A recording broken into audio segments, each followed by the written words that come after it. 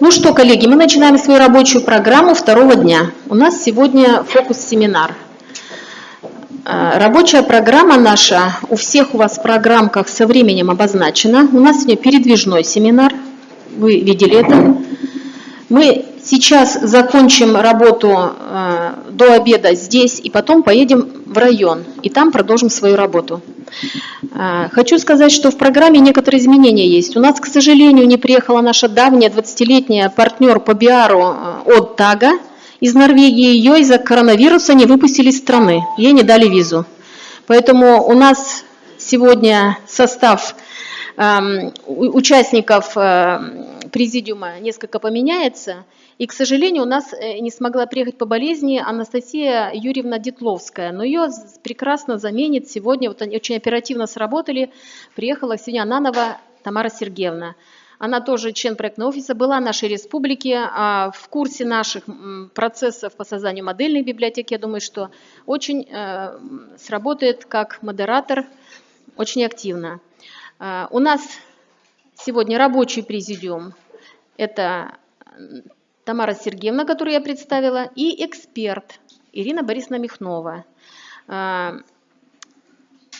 Будем так... Она директор Государственной российской библиотеки для молодежи. Почему именно выбор пал на такого эксперта из всего списка федеральных возможностей пригласить из федеральных библиотек? Мы просто на наших глазах произошла реновация юношеской библиотеки. Вы помните, это много лет назад мы ездили к Ирине Викторовне Бахмутской. И какая разница может происходить с библиотеками, когда их перестраивают и модернизируют, да, и делают новую концепцию и так дальше. И нам показалось здесь очень показательным Ирине Борисовне, как человеку, который прошел этот путь именно, оценить ваш подвиг. Не каждая библиотека федеральная прошла такой путь, и руководство не каждой библиотеки федеральной может оценить вот все, что нами было сделано. Сейчас несколько таких, что ли, моих впечатлений о нашей работе по созданию модельных библиотек. Во-первых, мы недавно совсем еще с министром говорили, да, и я ему призналась в том, что когда мы только начинали выбор модельных библиотек, наша библиотека была против того списка первых библиотек в нашем городе. У нас было совсем другое представление. Мы предлагали другие варианты. Министр настоял, что это должна быть вот центральная городская библиотека и центральная детская библиотека.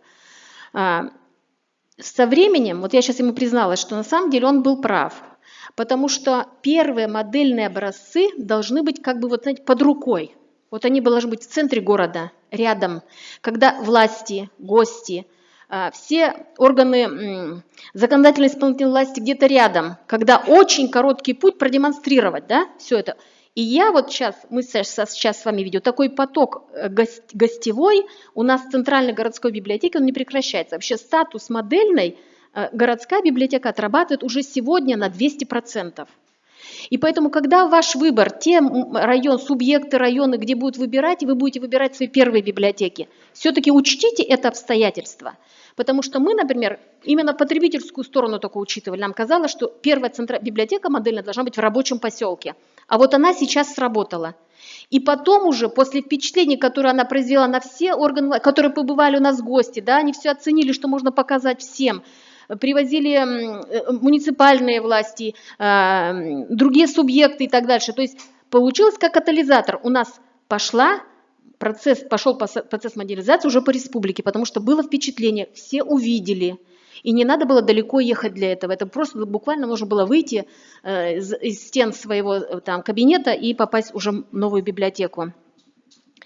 Поэтому не удаляйте первые библиотеки очень далеко. Это вот как-то такой политический, такой очень важный момент, который я призналась министру, что он был прав.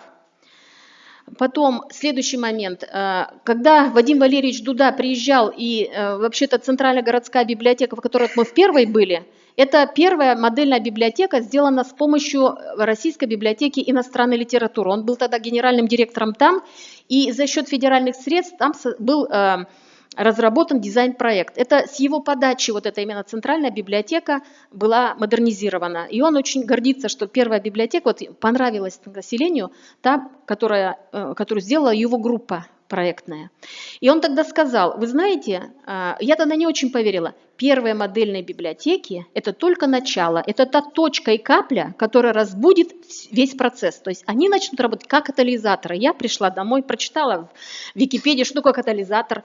И я поняла, что это такой процесс, который, это такая вот недостающая капля, которая начинает работать потом на этот процесс. И мы это увидели очевидно. Когда мы проехали все 9 библиотек на стадии сдачи в декабре, всю республику, все библиотеки сдавались. Мы просто увидели реакцию местных властей. Это действительно был катализатор. Всего было у нас 20 районов, а значит, библиотек была половина модельных. Все, кто не заявился на этот проект федеральный, они стали испытывать чувство сожаления, им захотелось тоже быстро организоваться. Поэтому вот, действительно процесс пошел, как первая модельная, это была как катализатор всего этого дальнейшего процесса. Мы его запустили. Затем, вот мое такое замечание, конечно, первые модельные библиотеки – это пионеры. Вот почему пионерам дается, первопроходцам дается все время, остается о них память. Потому что они первые проходят, показывают опыт. Мы были первыми, это было очень трудно. И сейчас библиотеки, которые уже будут последующим создаваться и в 2020, 2021 году и так дальше, для вас уже все сделано практически. Проектный офис федеральный уже разработал новых методик много, он выстроил систему взаимоотношений, он дал понимание, что такое региональный проектный офис, да? То есть вот все эти вещи уже наработки есть, и поэтому вам надо понимать, что не надо изобретать колесо, нужно, уже есть опытные образцы, куда вы можете обратиться. И в этом смысле я хочу сказать всем нашим директорам, которые выдержали с достоинством, нужно было не просто сделать модельные библиотеки, их нужно было сделать, чтобы они были успешными. Понимаете, они должны быть самыми лучшими, первые и самые успешные уже. Вот эта сверхзадача, мне кажется, нашими библиотеками была выполнена. Вот вопреки всему, что это вообще было и не вовремя, и никак, и это было все очень трудно, но это все состоялось. И мне кажется, что во многих случаях, конечно, директора сработали. На 90% у нас работали по этому проекту директора ЦБС. Но у нас есть пример Тучелусинского, вот Ирина Дмитриевна сидит, например, в данном случае конкретном, это заслуга конкретного заведующего библиотекой, что так сработано. Я просто хочу сказать, что на первом даже этапе создания модельных библиотек – это революция в голове самого директора. Все равно у него есть все полномочия, понимаете, он административный ресурс. И какие бы ваши идеи не витали среди ваших заведующих, подчиненных вашей сети, если вы не поддерживаете, если вы не думаете так же, да, то это уже мало тут побед. Поэтому я думаю, что первая революция, модернизация – это в головах самих директоров. И меня часто спрашивают, вот недавно даже было интервью в журнал «Регион», меня спрашивал интервьюер, а какой, вот вы, национальная библиотека, создаются муниципальные модельные библиотеки, а какая ваша роль, да? Вот проектный офис, говорят, проектный офис. Я понимаю, что проектный офис это чисто формализация отношений, формализация только. Я думаю, что у национальных, у областных библиотек лидирующая роль, она определяющая.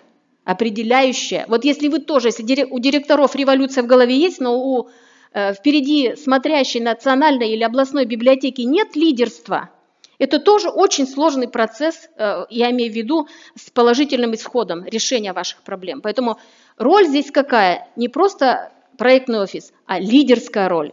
Поэтому кто есть руководители, думать надо об этом тоже из областных библиотек. Эта система должна работать целиком.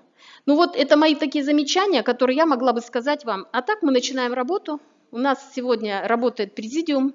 Очень демократичная обстановка. Мы с вами в системе профессионального общения, да? Поэтому если что-то возникает, какие-то вопросы, мы в порядке, в процессе можем решать.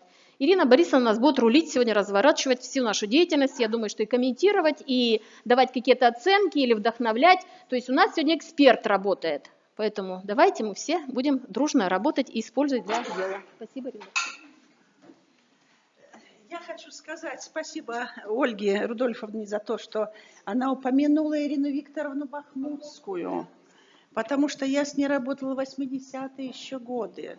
Вот. Это великий человек, мы называли ее Крупской, нашей, да, молодежной Крупской. Значит, коллеги, очень приятно мне, что я нахожусь в этом зале, потому что я специально ехала для того, чтобы посмотреть модельные библиотеки. Вот. И идея модельных библиотек, она, конечно, претерпела за последние 18 лет разные этапы, да? Вернее, были разные этапы. И что такое модельные библиотеки, я даже могу сказать еще раз в этом зале, кто первый придумал это слово «модельные библиотеки». Кто знает, кто первый, Анжелика, кто первый сказал, кто помнит Евгения Ивановича Кузьмина, который долгое время был начальником отдела библиотек министерства. Вот это он придумал в 2002 году слово «модельные библиотеки». Но, в принципе, результат, вот на сегодняшний день, результат очень такой яркий. И вот вы сказали, упомянули Дуду, да, Вадима Валерьевича, я бы еще добавила по модельным библиотекам, еще усилила. Вот модельные библиотеки имеют очень сильный мультиплицирующий эффект, потому что не только будут возможно, вот есть библиотеки, которые получили, да, федеральные гранты, федеральные средства, и другие библиотеки начинают возбуждаться и тоже хотят стать модельными, получить федеральные средства. В действительности мы должны, наша задача даже не самим возбудить не библиотечное сообщество, а возбудить сообщество органов власти, потому что органы власти должны сказать, если в этом районе, да, есть там в городе есть такая библиотека, то у меня тоже должна быть такая библиотека. Вот когда был 2002-2005 год, и моя группа реализовывала как раз проект модельных библиотек Министерства культуры, то там была ситуация именно такая. Ты делаешь 5 библиотек в регионе, а смотришь на следующий год, вот эта конкуренция существует же, да, между местными властями, они начинают, нет, денег федеральных и не будет больше, да, там не федеральные были спонсорские деньги, вот, но тогда они за свой счет, но они не должны быть хуже. Вот. А еще был, Анжелика помнит, это Чувашии пример, когда президент Федоров сделал проект 500 модельных библиотек. 500, и когда я спросила, а сколько у вас в регионе библиотек, он сказал 500. Вот. То есть каждая библиотека, и он 500 модельных сельских библиотек, он все сделал модельными. То есть вот, в принципе, какой эффект могут иметь эти проекты. Но, допустим, вот сейчас в зале Анжелика Васильевна, я все-таки скажу, поднимитесь. Анжелика Васильевна Трофимова, ныне замминистра культуры Красноярского края, а до того директор краевой юношеской библиотеки. И именно в Красноярском крае, сколько, Анжелик, сейчас уже модельных? 30. 33 модельных модернизированных библиотек за счет регионального, практически, да, вот сейчас мы не берем последние, 27 за счет регионального бюджета. То есть, в принципе, страну очень будоражит эта идея. Вот. И то, что у вас такое количество, 9 библиотек, это большая удача региона. И вот вы сказали, что я могу быть экспертом, да, в этой области, но не только потому, что за последние 12 лет мы модернизировали Российскую государственную библиотеку для молодежи. Я до того 10 лет была директором ЦБС Киевская, московской, а ЦБС Киевская тоже модернизировалась. И была научно-методическим центром Министерства культуры Российской Федерации для муниципальных библиотек страны. Вот. Поэтому, в принципе, я знаю, что смотреть, и знаю, какие ошибки вы можете допустить. Но не скажу вам громко. Вот. Сейчас я перейду к своей теме, и что я здесь хочу, с чего я хотела начать. Вот недели 3 назад я был в Калининграде, был форум, Балтийский культурный форум. Такой же большой форум. И я поехала туда экспертным тоже в расчете посмотреть модельные библиотеки. Но не учла, что в Калининградской области одна модельная библиотека, одна модельная и далеко, поэтому я туда не попала. Но когда было собрание, как, ну, вот такое же большое сообщество библиотекарей, и был Вадим Валерьевич Ваньков, начальник департамента Министерства культуры, и он рассказывал о национальном проекте. Какая мысль будоражила весь зал? Библиотекари поднимались и говорили: вы рассказываете о дизайне, о ремонте, о приобретениях книг и так далее, но вы не говорите о главном, о смыслах. И смыслах, то есть содержание работы. Естественно, он ответил, что когда вы подаете заявки, то эти смыслы должны быть заложены в вашем эссе, да, в вашей концепции и так далее. Но, тем не менее, я поняла, что вот понятие смыслы каждый библиотекарь понимает по-разному. И вот то, что те библиотекари калининградские, которые находились тогда в зале, они понимали под смыслами содержание, чисто содержание работы, скорее всего, публичных, больше в сторону мероприятий. Но смыслы – это не содержание работы. Вот.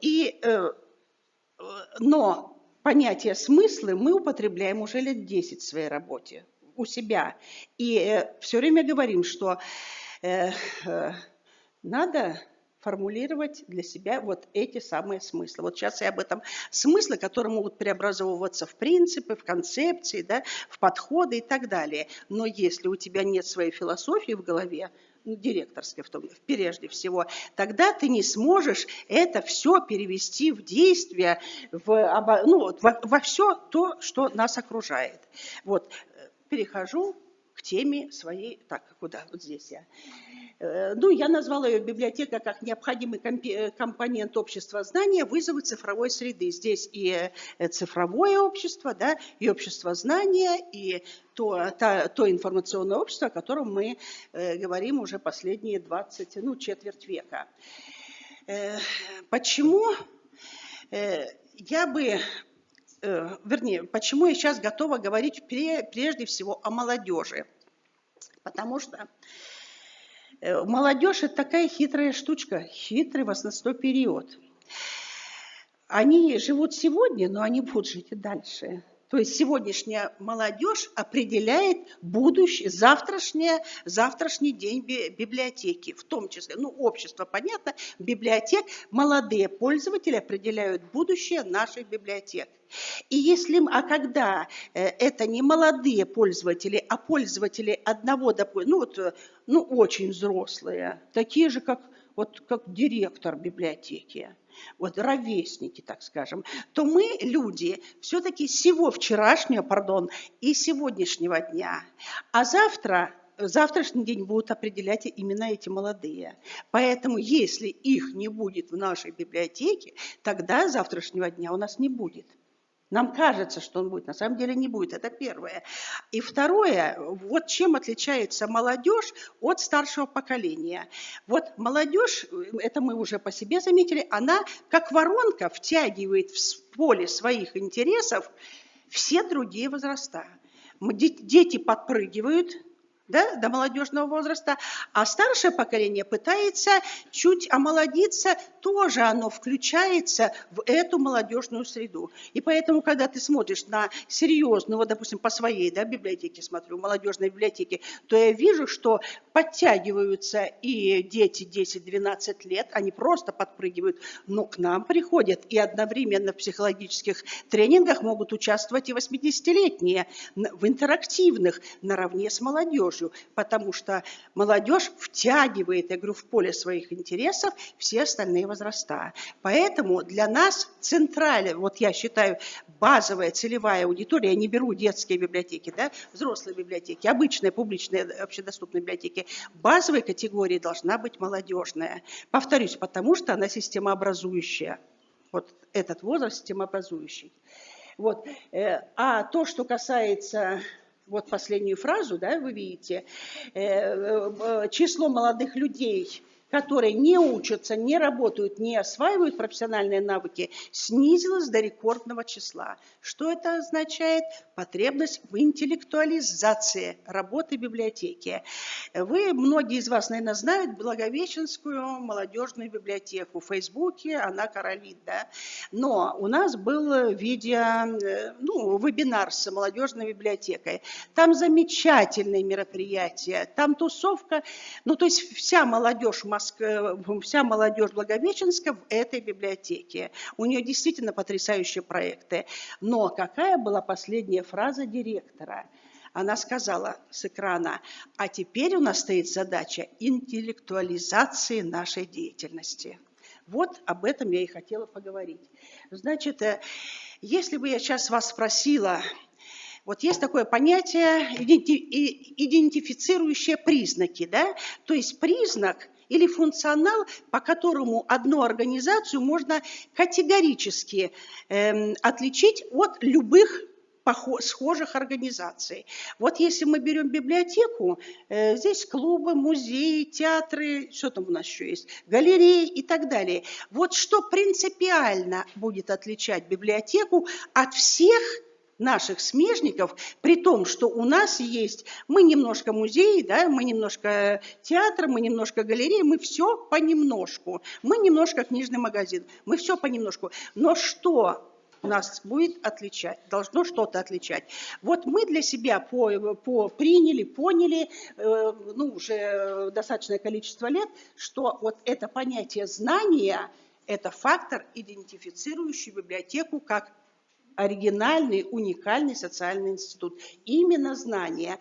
Почему? Вот вы видите, фонд, знание заложено в фонде, библиограф, проводник по фонду по знанию и место общения на основе знания. Под знанием я имею в виду и устное знание, и письменное знание. То есть знания, появляющиеся в процессе условно чтения, видения, слушания и в процессе общения. И здесь базовые навыки и умения, которые сегодняшняя молодежь считает для себя обязательными. Это в мире, это пришло к нам. Привычка к постоянному, вы тоже это знаете, обновлению знаний и освоение новых технологий, помогающих освоению этих знаний. Если это базовые навыки и умения молодежи, то библиотека должна соответствовать этим базовым умениям и навыкам. Вопрос, сколько? Так, теперь мы для себя сформулировали вот такие 3 базовых принципа работы библиотеки с молодежью. Под этими принципами, у этих принципов очень большая смысловая основа. Вы видите на экране, и я объясняю. Одно дело, и многие библиотеки, вернее, если бы я сейчас спросила вас, многие из вас сказали бы, что самое главное для нас, какая потребность у человека, мы же ориентируемся на потребности человеческие, да, это потребность в чтении. Чтение, да, мы продвигаем чтение, и мы удовлетворяем потребности в разнообразном чтении и все, что с ним связано. В действительности, и, кстати говоря, юношеская библиотека при Бахмутской, то есть начиная еще с 60-х годов, именно этот принцип и реализовывала, когда библиотека ориентируется на жизненные, не на читательские потребности, не на культурные потребности, а на все жизненные потребности человека, так или иначе, на которые так или иначе может отреагировать библиотека. Не на все может, не всякая библиотека отреагировать, но ориентироваться надо на спектр человеческих разнообразных потребностей, социальных, профессиональных, психологических и так далее, и так далее. Тогда у вас очень хорошо сформируется спектр вашей работы. Работа не для пользователей, а вместе с пользователями. Вот идея воспитания, мы воспитываем, не воспитываем, мы равные, молодежь равная на нашей территории, равная среди равных, или как? В принципе, если есть кафедра, то всегда здесь библиотекари, а здесь всегда здесь субъект, нет, здесь объект, субъектно-объектные, в кто у нас субъект, я субъект, он объект. Вот. Сейчас мы говорим субъектно-субъектное, да, мы равны. Но можно на словах сказать, что он равен на территории библиотеки, а нужно сделать так, чтобы он действительно ощущал это. Каким способом? Это не всем дано, и не у всех это получается. И третье, восприятие библиотеки как пространство возможностей. Каждый воспринимает библиотеку по-своему. Мы это сформулировали для себя так. Мы даем человеку удочку, а рыбку он достает сам, поэтому мы предоставляем им разнообразные возможности, но как их использовать, это проблемы человека и право человека. Не воздействие прямолинейное на нравственность, поэтому мы можем говорить и курить вредно, да, здоровью вредить, но мы не можем ему из него выбивать это. Что мы против этого? Мы должны против отрицательного поставить просто положительную, вернее, дать человеку положительную альтернативу. Вот это мы поняли еще Бог знает когда.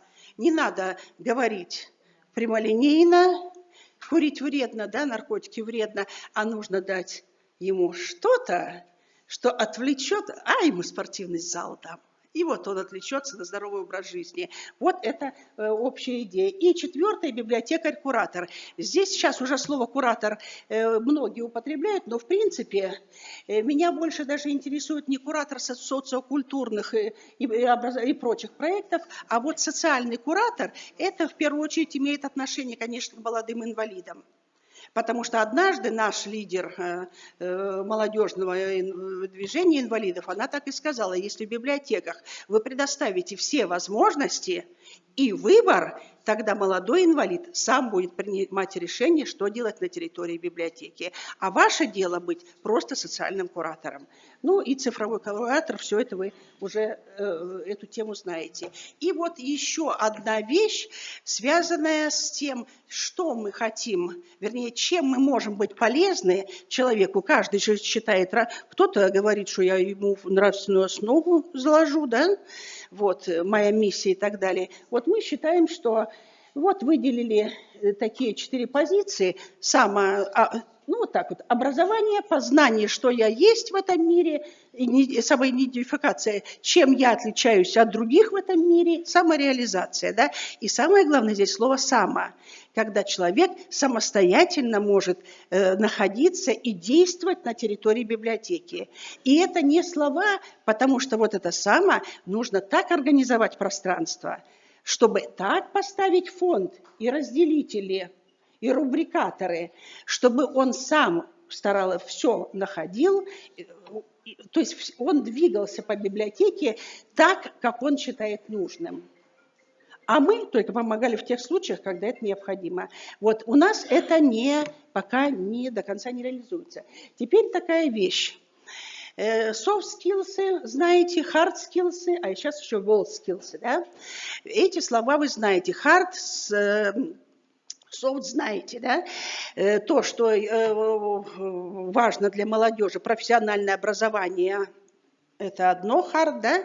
А есть умения и навыки надпрофессиональные, которыми должен обладать молодой человек для того, чтобы попасть в ту социальную среду профессиональную, в которую он хочет попасть. Вот здесь пятерка самых очевидных надпрофессиональных знаний.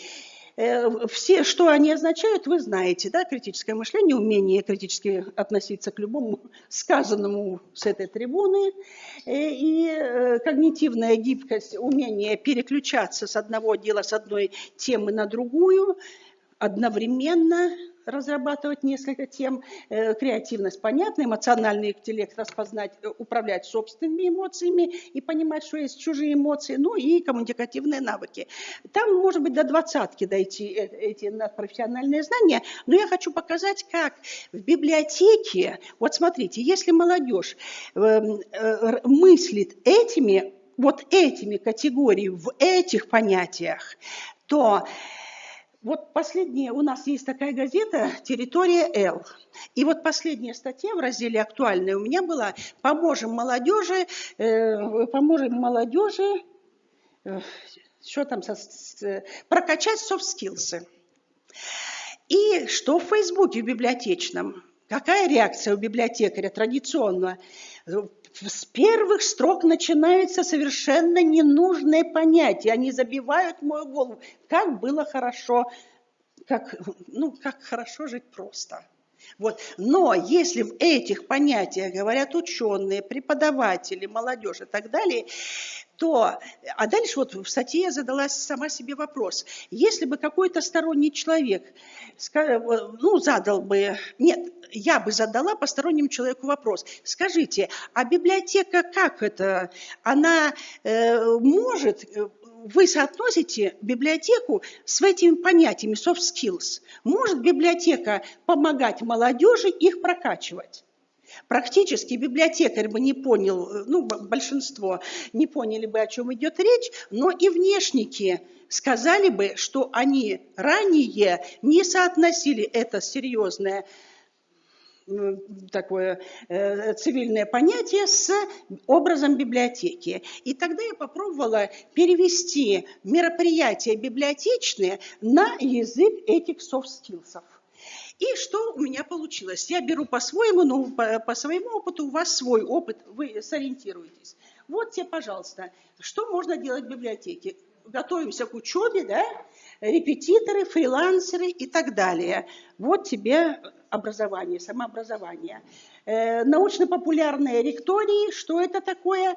Для нас, для аудитории это новое знание, а тех, кто стоит на сцене, для них это отработка навыков публичных выступлений и закрепление тех самых знаний, которые они, может быть, недавно получили, и готовы тут же с ними поделиться, что сейчас, собственно, и происходит. Формирование навыков критического мышления, ведение дискуссий, интеллектуальные бои и прочее, прочее. Это дискуссия, но это они формируют навыки, отрабатывают на нашей площадке. Разговорные клубы, формирование навыков межличностного общения. Это могут быть языковые клубы, это вот на языке жестов.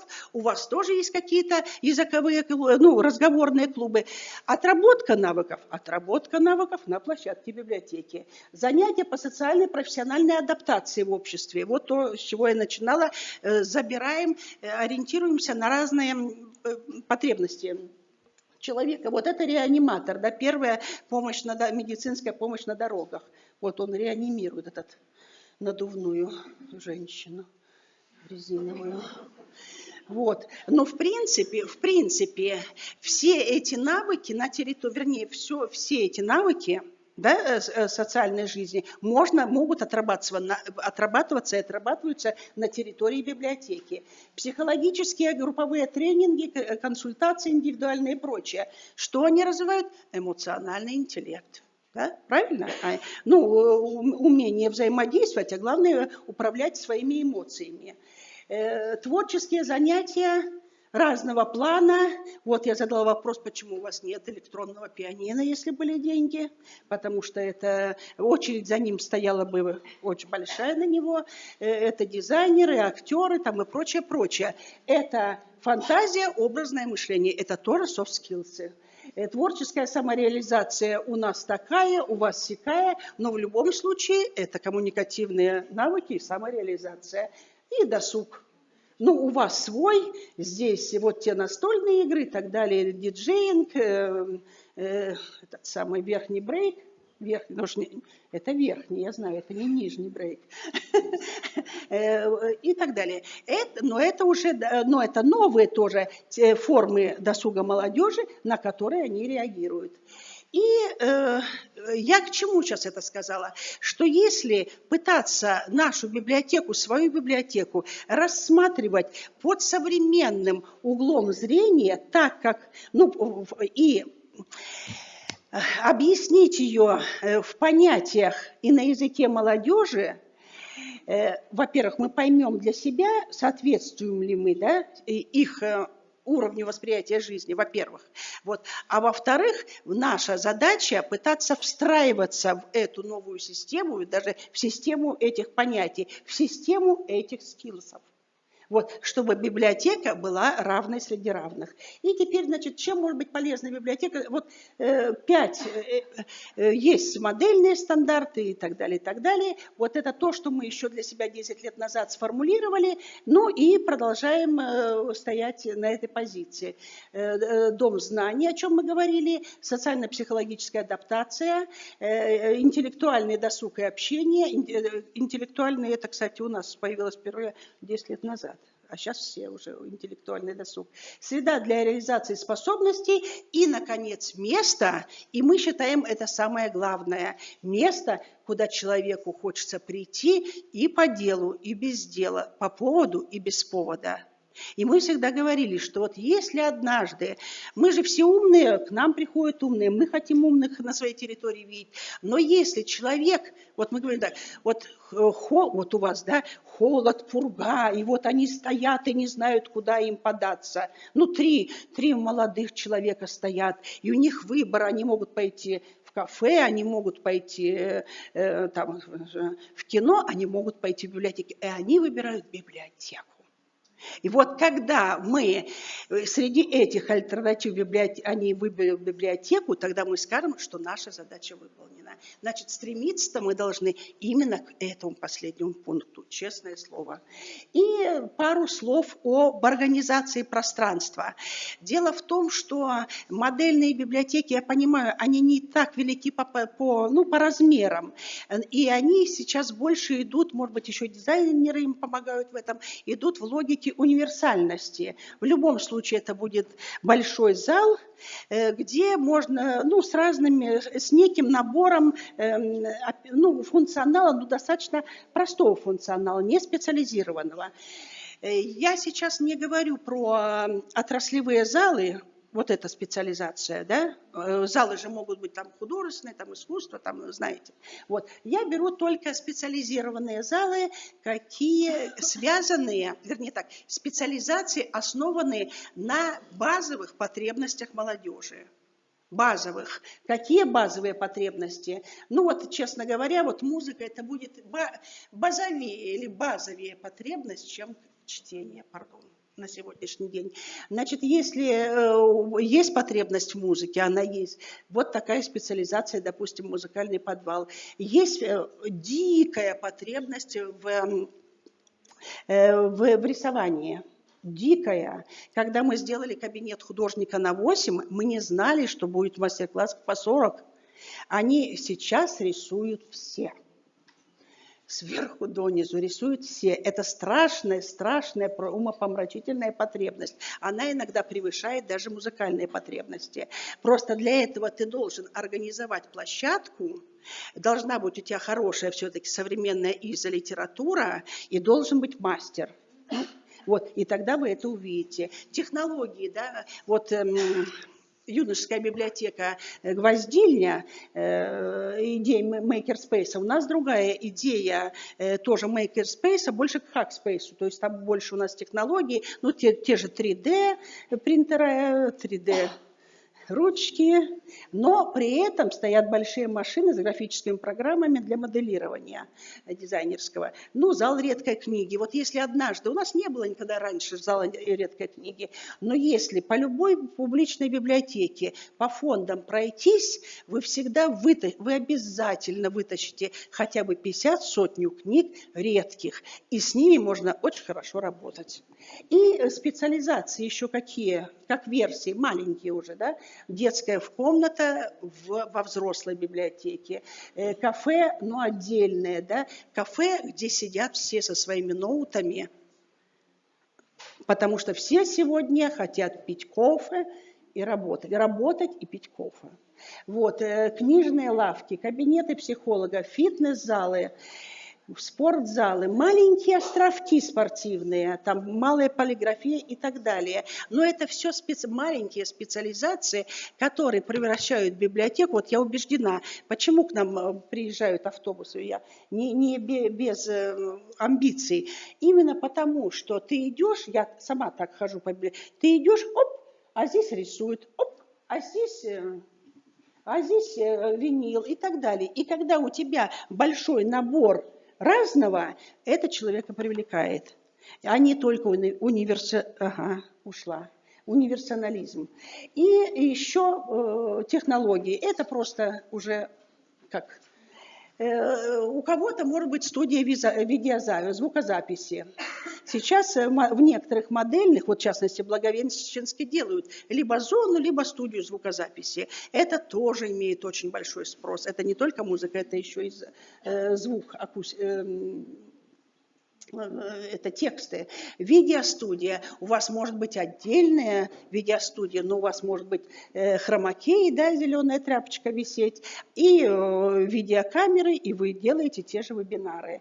Виртуальные концертные залы и выставки с дополненной реальностью, в принципе, вы знаете уже по национальным программам, да, по проектам. И доступ с портала «Культура РФ» вы знаете.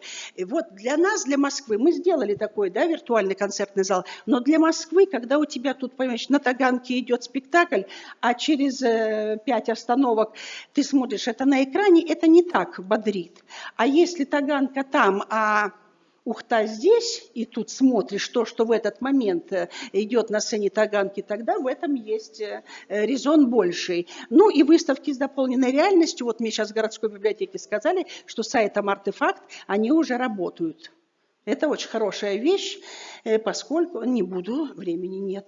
И последнее, вот то, что у вас есть станции, появляются станции читательского самообслуживания, электронные киоски. Однажды будет станция круглосуточного книговозврата, электронные киоски с книгами и так далее. У кого-то есть. А у кого-то, кто-то не думает о том, что у него это есть. У кого-то есть виниловые старые проигрыватели. Мы однажды на складе нашли диапроекторы старые в масле, кинопроекторы и так далее. Натащили из дому, и в результате получается очень хорошая для молодежи история. Современные технологии и ретро-технологии.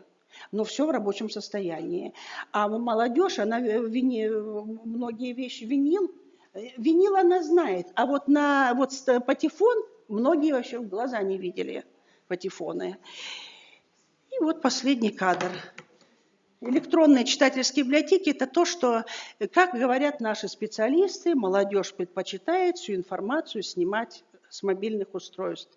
Это я там со своим iPad'ом вожусь. А в принципе телефон – это достаточная вещь для них.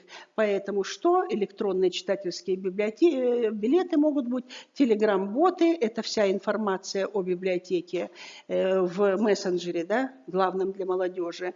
Ну и прочие штучки, дрючки. И что на выходе? Библиотека как эффективный социальный лифт для молодежи. Вот. Говорить, в принципе, на эти темы можно много, и мы говорим много, когда есть возможность. Я понимаю, что сейчас даже я превысила свое время, но очень трудно философию говорить совсем коротко. Тогда это будут одни слова. Вот примерно так.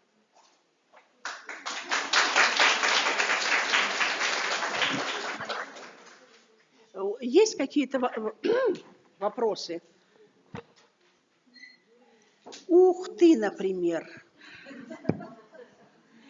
Дело в том, что я убеждена, у вас сейчас нет вопросов, но многие из вас могли не согласиться вот с этими положениями, потому что немножко другой взгляд на миссию библиотеки, на свои возможности и подозрение, что читатель-то у нас другой. У вас такой, а у нас совсем другой. И мы знаем, какой он. На самом деле мы, может быть, просто не совсем знаем, какой наш реальный потенциальный читатель. Вот, хорошо, все. Вопрос, оно всегда говорит, что библиотека – это про книгу. И когда ты показываешь, что музыкальный фитнес-зал, йога, и говорят, а где же здесь книга? А вы забыли, что мы библиотека.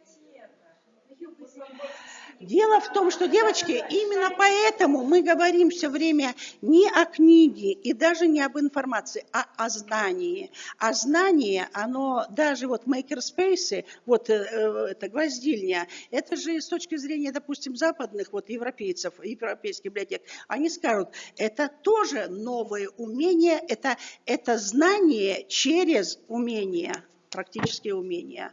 Просто смотря, как будешь трактовать это понятие знания. А книга – это что книга? Книга – носитель знания. Нет, ну знание, оно же идет же через лекции. А что, когда мы на экран смотрим, это не новое знание. В принципе, знание окружает нас везде, равно как и информация. Вот.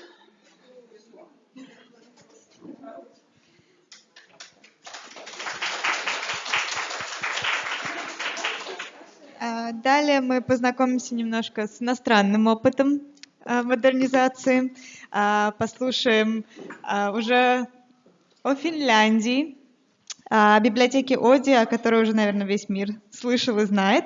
Лотта Муринен, менеджер по проектам международного подразделения Центральной городской библиотеки Хельсинки, сектор по культуре и досугу. Я буду переводить последовательно. You will translate. Okay, great. Maybe I have to move this a little bit. Yes, Irina, sorry I didn't have a chance to say hello to you. I've been visiting Не было your шанса excellent поздороваться. library. I loved it. Просто в восторге от их библиотеки. Anyway, my name is Lotta Muurinen and I come from Helsinki, Finland. I work as a project manager in Helsinki City Library. I'm in charge of the international tasks. Я работаю проектным менеджером в городской библиотеке Хельсинки, Центральной библиотеке Хельсинки, и занимаюсь международными проектами в том числе. First, a little bit information about Finland libraries and Helsinki libraries. As you can see from the numbers, we have a lot of libraries and they're quite well used. They are sort of, well, we were discussing yesterday in opening ceremony especially about how Nordic places like us and you, we need places where to go indoors. I think that is definitely one of the popularity of the libraries we have. Мы вчера на открытии обсуждали, что в северных районах, вот как в Финляндии или здесь у вас, всегда должно быть место, куда можно зайти и погреться. Вы видите на слайде, как много публичных библиотек в Финляндии, 700. Our libraries are funded by taxes and they are always free for everyone. Библиотеки у нас полностью финансируются за счет налогов, и, естественно, они бесплатны. And because we are a country with, where we live far apart from each other, a lot of libraries have formed these library clusters where they work together. One of them is Helmet in Helsinki metropolitan area. And for the region, all the books you can return to any library in that area. And the same library card functions in all the libraries. И поскольку много городов разбросаны по территории, то есть расстояния тоже довольно большие, то есть много и маленьких библиотек, и они все связаны в единый кластер, который называется Helmet, или по-английски это будет звучать как в переводе как шлем. И таким образом вы можете в любом месте получить доставку книги и потом в любой библиотеке ее сдать. Then Helsinki, we have about 600,000 inhabitants. We are capital, but we're not very big as a capital goes. We have 37 libraries, branch libraries for Helsinki City Library. And Oodi actually isn't the main library, it's a central library. But we have still the main library where centralized things are like big sorting machine and acquisition work in that department. Всего в Хельсинки проживает 600 тысяч человек, это, собственно, небольшой европейский город, и насчитывается 37 библиотек. Оди является главной сейчас, это новая центральная библиотека, там есть сортировочные машины, и вся техника централизована. One of the reasons actually why Oodi wasn't made a central library is because then all the management, all the library bosses, the very big bosses, would have had to move there. And Oodi is the most expensive place that we will ever have, and it really was a place that we wanted to dedicate mostly for the customers. So even if there's 10,000 square meters there, only 2% of the space is for the staff. Тем не менее, Оди не является административной библиотекой, то есть руководство располагается в другом месте. Это слишком дорогое удовольствие в центре Хельсинки занимать место. Мы предпочитаем 10 тысяч квадратных метров отдать нашим клиентам, а не руководителям. То есть таким образом, несмотря на то, что эта библиотека центральная, она не является центральным офисом. And of course, we have variety of libraries, from big libraries like Oodi to smaller libraries. They pretty much all have the kind of same functions, but just between us, I think we would need kind of this drive that you have had here to modernize libraries. I think our libraries are quite modern, but I think we would need to kind of boost them up so that they would actually be kind of equal with each other. Because now we have libraries, all our libraries are good, but we have libraries that maybe are not as good as the others. And this is something I would want to change. Конечно, в Финляндии есть большое разнообразие библиотек, но тем не менее у нас такое ощущение, что нам немножко не хватает драйва, чтобы нас подтолкнуло еще к модернизации, к изменениям, потому что, естественно, равенства между библиотек нет. То есть получше, есть похуже. Как сделать так, чтобы все они получили достойные ресурсы? This is our new Central Library Oodi. This picture was taken in 2018 when it was opened. В 2018 году была открыта библиотека Оуди. Вы видите фотографию, которая была сделана как раз в год открытия. It is right in the center of Helsinki. You maybe haven't been there, but this is railway station is there, so it's pretty much the center of Helsinki as you can get. Это в самом сердце Хельсинки. Если вы там были, то возле железнодорожного вокзала, собственно, центральная площадь, и там располагается библиотека Оуди. There's some key ideas for the planning. The planning process started a long time ago. Even in the 90s it was planned, but then we had economic depression and there was no funding for libraries then. And then situation got better in beginning of 2000 and we got the political go-ahead to build the library in 2012. Фактически история Оуди к 90-м годам уже относится. Идея была план какой-то организовать такую библиотеку современную уже тогда. Но кризис ударил, и только в 2000 году снова вернулись к этой мысли, и в 2012 реальные планы стали строить. And of course there was a lot of ideas, but I think they can be crystallized, or the hopes that we had. But main thing was this platform idea that it will act and does act as a space where people can create and learn new skills from each other, from the library, and also interact. This is very much the same thing we heard yesterday about prosumerism concept, and also the same that Irina was talking about. Конечно, было очень много идей, какой должна быть эта библиотека, но прежде всего это пространство взаимодействия. Люди учатся у людей, друг у друга в библиотеке, и мы хотели бы, чтобы это была площадка именно для общения. Мы вчера уже говорили много о культуре, и какой должна быть культурная жизнь. Вот нам кажется, ее нужно отдать полностью библиотеку под разнообразные занятия для людей. The construction of Oodi cost about 100 million euros, and we got 30% of it from the government, and 70% was paid by Helsinki City. Normally, when you build a public library, the city or municipality pays it all, but Oodi was considered the centennial project of our independence, because in 2017, Finland turned 100 years old, so this was a kind of gift for whole of Finland. Это, конечно, очень дорогостоящий проект, фактически 100 миллионов евро, но из этих денег не все заплатил муниципалитет. Вот там указано 98 миллионов евро. Дело в том, что поскольку это проект практически национальный, то решила Финляндия в честь своего столетия к 2017 году сделать себе такой вот подарок. И 30% только заплатил муниципалитет Хельсинки, хотя по идее это городская библиотека. Our opening times are very broad, as you can see. We're open 90 hours per week, every day of the week. On weekdays from 8 o'clock till 10 o'clock in the evening, and weekends from 10 o'clock till 8 o'clock. Работает библиотека с 8 до 10 часов вечера, 90 часов в неделю, открыта каждый божий день. We have a relatively small amount of staff, if you think of that, and in the beginning we had only 54 people, but quite unheard of for public sector. We actually got 10 more vacancies, which were very much needed. Сначала у нас был очень небольшой штат, всего 54 человека, но потом постепенно открылось, поскольку это действительно сектор такой крупный, открылось еще 10 вакансий. And also you have to count in that things like cleaning and security are outsourced, so we don't do that ourselves. Сюда не входят ни услуги уборки, ни услуги охраны. Это все на аутсорсинге. We also have valuable in-house partners, different info points for people who maybe are moving to Finland and need information about Finland. And this is the kind of service that normally would have been asked from the librarians, but now there is a Helsinki City service that does that inside Oodi. Информационные услуги предоставляются тоже сторонними подрядчиками. Есть целая информационная служба по всему городу, и, в принципе, это общеевропейская тоже служба. И такие информационные точки или киоски в библиотеке, они не принадлежат самой библиотеке, и библиотекари не обслуживают их. Это сделано все централизованно.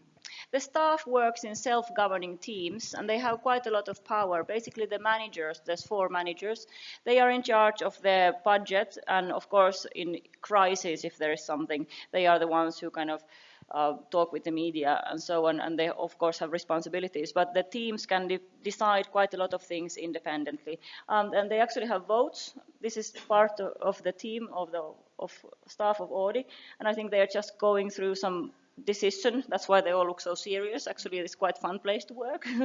But if there's, for example, someone can suggest that maybe we should change the opening times of the makerspace because of such and such, and then they vote. If they think yes, we should, they go like this, and if they think no, we shouldn't, they go like this, and the vote actually counts. Фактически администрирование происходит внутри команд самостоятельно. Конечно же, есть 4 директора, которые отвечают каждый за свое направление бюджета, но все решается голосованием, буквально поднятием пальца вверх-вниз или опусканием вниз. Мы можем поменять часы работы, мы можем принять какие-то важные решения путем подсчета голосов. То есть вот такая командная работа, как вы видите сейчас на фотографии. And this is not common in Helsinki City Library, this kind of system. Audi is the first place, and we should kind of try and implement it more. И не подумайте, что это обычное явление для всех библиотек Хельсинки. Audi в данном случае очень передовая и демократичная. This is the statistics from the last year. We had over 3 million visits, which is more than in Acropolis Hill in a year. Статистика прошлого года. 3 миллиона посещений. 9200 в день. Average about a bit less than 10,000 people a day visiting us. То есть немножко меньше 10 тысяч в день. Можете себе представить. But for me, actually, in these statistics, the most interesting thing is the 20,000 new library cards. Because as I said in the beginning, if you use any Helsinki or the region library, the same library card goes in anything. So you don't need a new library card to go to Audi. But this means that actually 20,000 people realized, hey, I need a library card. I want to start using the library again. Но самый показатель замечательный здесь, с моей точки зрения, это 20 тысяч новых библиотечных формуляров или билетов, да, карточек, как мы говорим. То есть это означает, что наконец-то люди решили, что им понадобится эта библиотечная карточка, они хотят стать читателем, да, причем формально, и это прирост за 1 год. And we had international success, of course.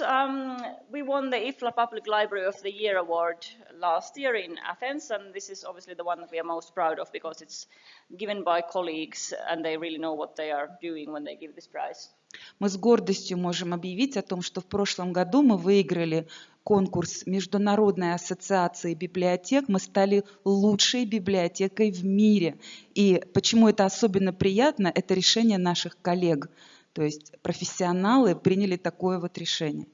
We've also had lots of visitors, colleagues and politicians, and I'm quite happy that I can quite safely think that our what they see when they come to our library, they start to think that, okay, maybe in the place where I'm from, we could use something like this as well. So we can plant these little seeds that maybe will better the libraries where they come from, or maybe kind of make them think about public services in a new way.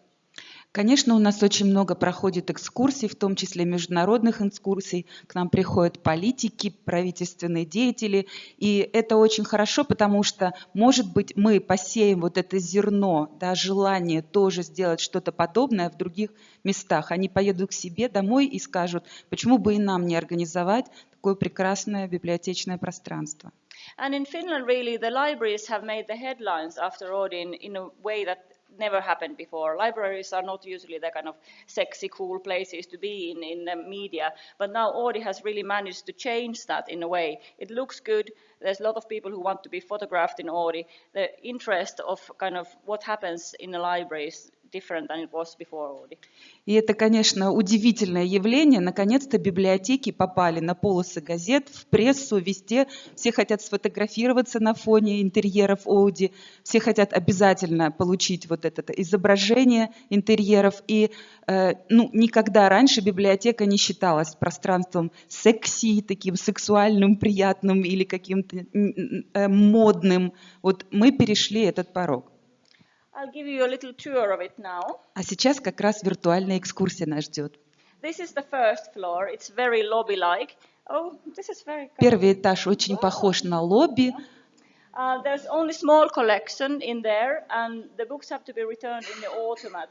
So the idea is that if someone comes quickly, only can enter the first floor, they can browse the small collection where the books are laid out attractively, looking like a bookshop. We've actually done some kind of training with people who work in bookshops to see how they put the books out. But the main collection is on the third floor. Основная коллекция находится на третьем этаже, но тот, кто забежал на минутку, увидит вот самые привлекательные образцы, разложенные здесь, и, собственно, есть автоматы, куда можно тоже сдать самому, как точки самообслуживания, сдать книги. And there's event rooms. A bit bigger than this, and it also, like you have those curtains, and in the previous library we visited, there was the curtains that you can put up.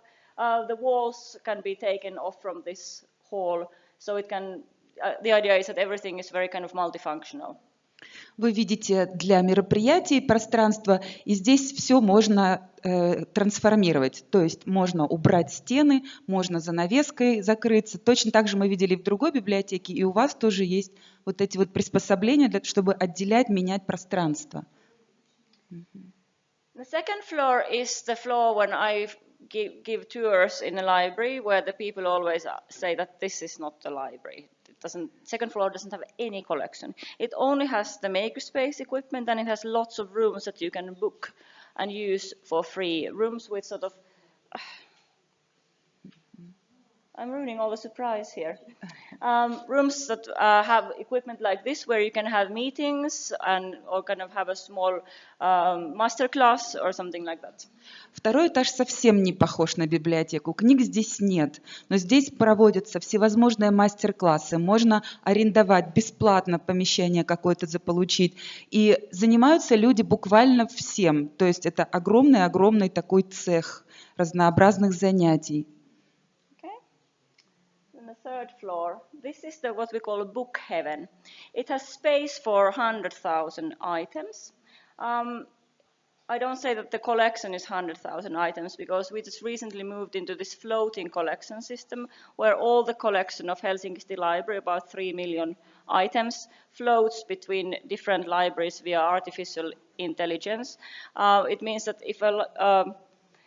if you have a library where gardening books are very much in demand, and you have a library where detective stories are in demand, it means that when someone returns a book somewhere, and it's a gardening book, it automatically goes to the library where gardening books are asked for. Мы пользуемся искусственным интеллектом в данном случае при планировании передвижной коллекции. Всего 100 тысяч экземпляров находится на третьем этаже. И это, конечно, не все, что есть у библиотеки, но как происходит передача фондов или циркуляция фондов. Где-то садоводство популярно, где-то детективы понадобились. При помощи компьютерного программного обеспечения мы регулируем, и книги переезжают туда, где они востребованы. There's a lot of places to read and relax, and there's children's end in that floor as well. And there's a special space that I really wish that I would have had when I was at home with my kids, because there's a really good meeting point for when you are at home with your small children. You're going crazy, you need some adult interaction, your children need to kind of see other kids. And that's very popular for young families. Есть очень много мест, где можно расслабиться, посидеть с детьми. И у меня вот тоже 2 детей, и когда хочется немножечко отойти от этой сумасшедшей домашней атмосферы, приходишь в библиотеку, находишь пространство для своих детей, дети общаются с детьми, то есть это очень удобно и для родителей, и для детей. However, I want to be honest with you, we do have some challenges as well. Я буду с вами честна, у нас есть и проблемы. One of the problems is that we are just too popular. We need to change the doors totally because the doors broke down. There was too much use of the door. We need to change the doors. На слайде написано: нас залюбят до смерти. Нам придется, наверное, поменять двери, потому что двери просто снесли. Мы неправильно продумали решение на входе. Вот, то есть наша беда, мы слишком популярны. And it's kind of good problem for library to have, for sure, but then there's always the angry customers saying that why doesn't this work and why doesn't this go? Конечно, это для библиотеки может быть надуманная проблема, но всегда возникают у клиентов, наших посетителей, вопросы. Почему это не работает, почему тут вот недоработано? And the building is in such a heavy use that some parts are already falling down, even if some parts are not quite ready yet. So that's an interesting situation to be in as well. С одной стороны, здание вроде бы новое, но оно стремительно изнашивается, потому что посетители делают там, что хотят. And we still don't have enough staff. We could do it half more. In Finland, there is quite a big interest for self-service hours and self-service libraries, and I think they function very, very well in a lot of places. But for something in the middle of the center of this size and scale and popularity, it's just not possible. Я считаю, что у нас катастрофически не хватает сотрудников, мы наполовину не укомплектованы, потому что, конечно, все любят самообслуживание, да, удобно, сдал книгу сам взял, но в некоторых ситуациях, особенно в таком гигантском пространстве, как Оуди, необходимы консультанты, помощь сотрудников. But all in all, things are on the positive side.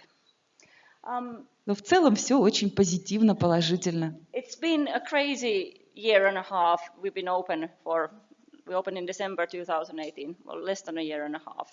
Мы работаем всего меньше 1,5 лет, да, то есть в декабре 2018 открылись, можете посчитать. And we have learned so much about the library and what is actually library and how customers perceive it and actually also how imaginative the people out there, the customers are.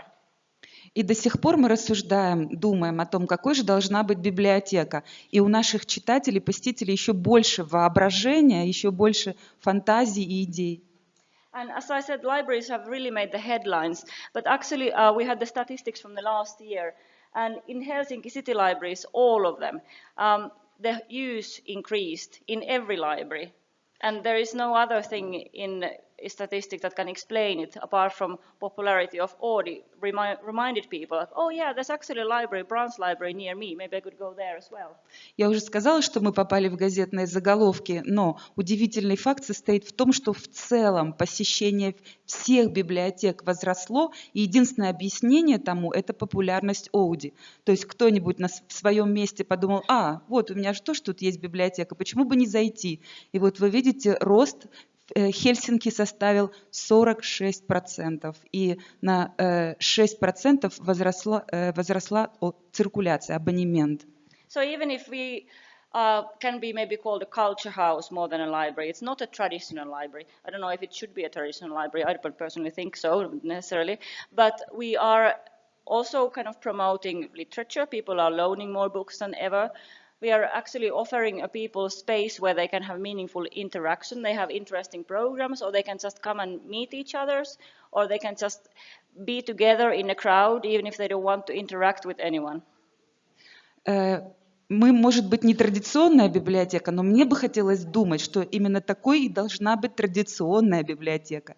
Мы можем называть себя дом культуры, как угодно, но самое главное, что люди здесь взаимодействуют друг с другом.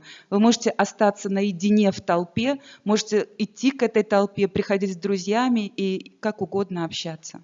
And I do think that all of those are equally important tasks for library than to share out books. We talked yesterday about the happiness in culture, and I think this is a slot that library can do.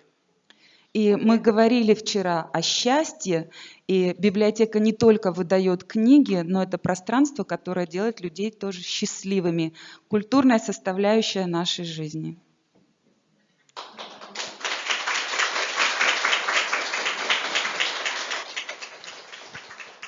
Questions now, if there's questions, or Пожалуйста, later, вопросы. У вас есть шанс. Редкий. What is the average age of your staff, yes. and how they were selected? Was there a lot of competition? this is a good question. The average age is quite difficult to say because I think the youngest person is maybe 21 and maybe oldest is nearly retiring. So there's really people of all age groups. And this was one of the things that was really heavily concentrated on when the people were selected. They all had to come from inside Helsinki City Libraries, those 54 people. So there wasn't like an open where anyone from anywhere could enter the kind of recruitment process. But they were chosen. There was quite a big popularity for the posts in Oodi, and they were carefully picked. And I have to say that the staff is very, very good. But for example, the things like I was talking of the self-governing method, the lean leading thing, it's much easier to do when you have eager staff who really wants to work in that place, where there isn't kind of a work culture that is fixed yet. Очень хороший вопрос. Про возраст мы не думали, какой у нас средний, но диапазон от 21, самый младший сотрудник, до пенсионного возраста. И все абсолютно возрастные группы представлены. Причем, когда мы набирали персонал, важно было быть резидентом, жителем Хельсинки. То есть это человек, который сам тоже происходит из этой городской среды. И важный элемент, который мы учитывали, это энтузиазм. Я уже сказала про самоуправление, и коллектив будет боеспособным и рабочим, только если все с энтузиазмом относятся к своему делу.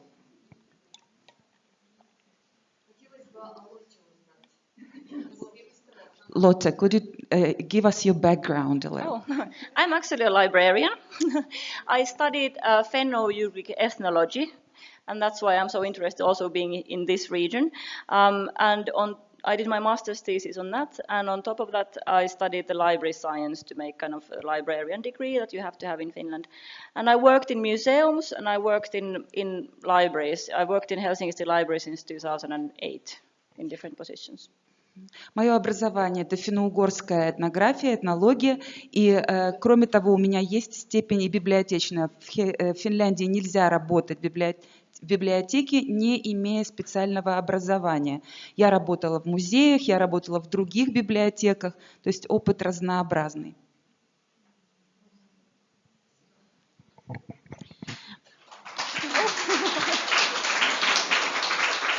Вот этими аплодисментами я выражаю огромную благодарность Лотте за то, что она проявила такой акт профессиональной солидарности и акт доброй воли, такой длинный путь проделала. Мы очень просили библиотеку Оуди побывать у нас. Нам очень хотелось, чтобы вы все посмотрели и вообще мы приобщились к этому замечательному опыту. Я думаю, когда такие звездочки на небе есть, так хочется на это небо, правда? Вот мы очень рады за то, что вы работаете в таких условиях, что есть такая библиотека. Вот на самом деле она очень важные реперные точки нам определила, что все для клиента первое, что люди должны общаться. Мы часто очень запретительные зоны в библиотеках делаем. Туда нельзя, здесь нельзя, возмущаемся, терпимости нашей нет. А ведь читатели такие же хозяева, как и мы. Понимаете, библиотека на народные деньги сделана, и они даже больше владеют этим, чем мы на самом деле. И потом 100 тысяч книг не оказалось, что такое количество книг не означает, что она перестала быть библиотекой. И потом, какая важная миссия этой библиотеки случилась. Да? Посмотрите, она сыграла такую роль популяризатора вообще нашей профессии, вообще библиотеки как социального института, общественный, какой статус поднялся у библиотеки, раз во все другие библиотеки тоже люди пошли посмотреть, а что у них вообще там находится. Вот это катализатор. Вот каждый раз, вспоминаю Дуду, это катализатор. Вот все новое, что приходит в библиотеку. И совсем, наверное, по-другому уже теперь говорят о слове библиотека. Я был в библиотеке, я читатель библиотеки. Да? Ой, спасибо большое. Я думаю, что мы Лотту еще помучаем, она с нами поездит. Да, вот в конце она посмотрит наши библиотеки, все-таки она скажет свое мнение. Нам это очень важно на самом деле. Вот у нас другие немножко традиции. Знаете, Финляндия всегда была образцом библиотечного обслуживания, европейским, всегда.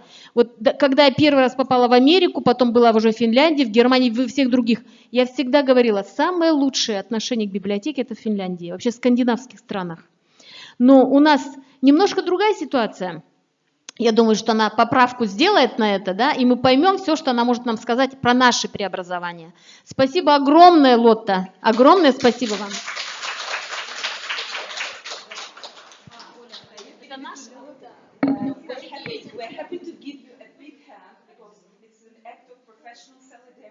come all the way from Finland to the Komi Republic, especially it's your first visit, and also from Olga's experience in Finland and in Nordic countries, the attitude to libraries is the best in the world. The libraries are at such a high level, you're like stars in heaven for us. And we would like to have your opinion after you visit more libraries in Komi. What do you think, what is the feeling in libraries here? Do people work differently? Я еще не сказала, плохо перевела, на третий этаж у них называется «Книжные небеса». Book heaven.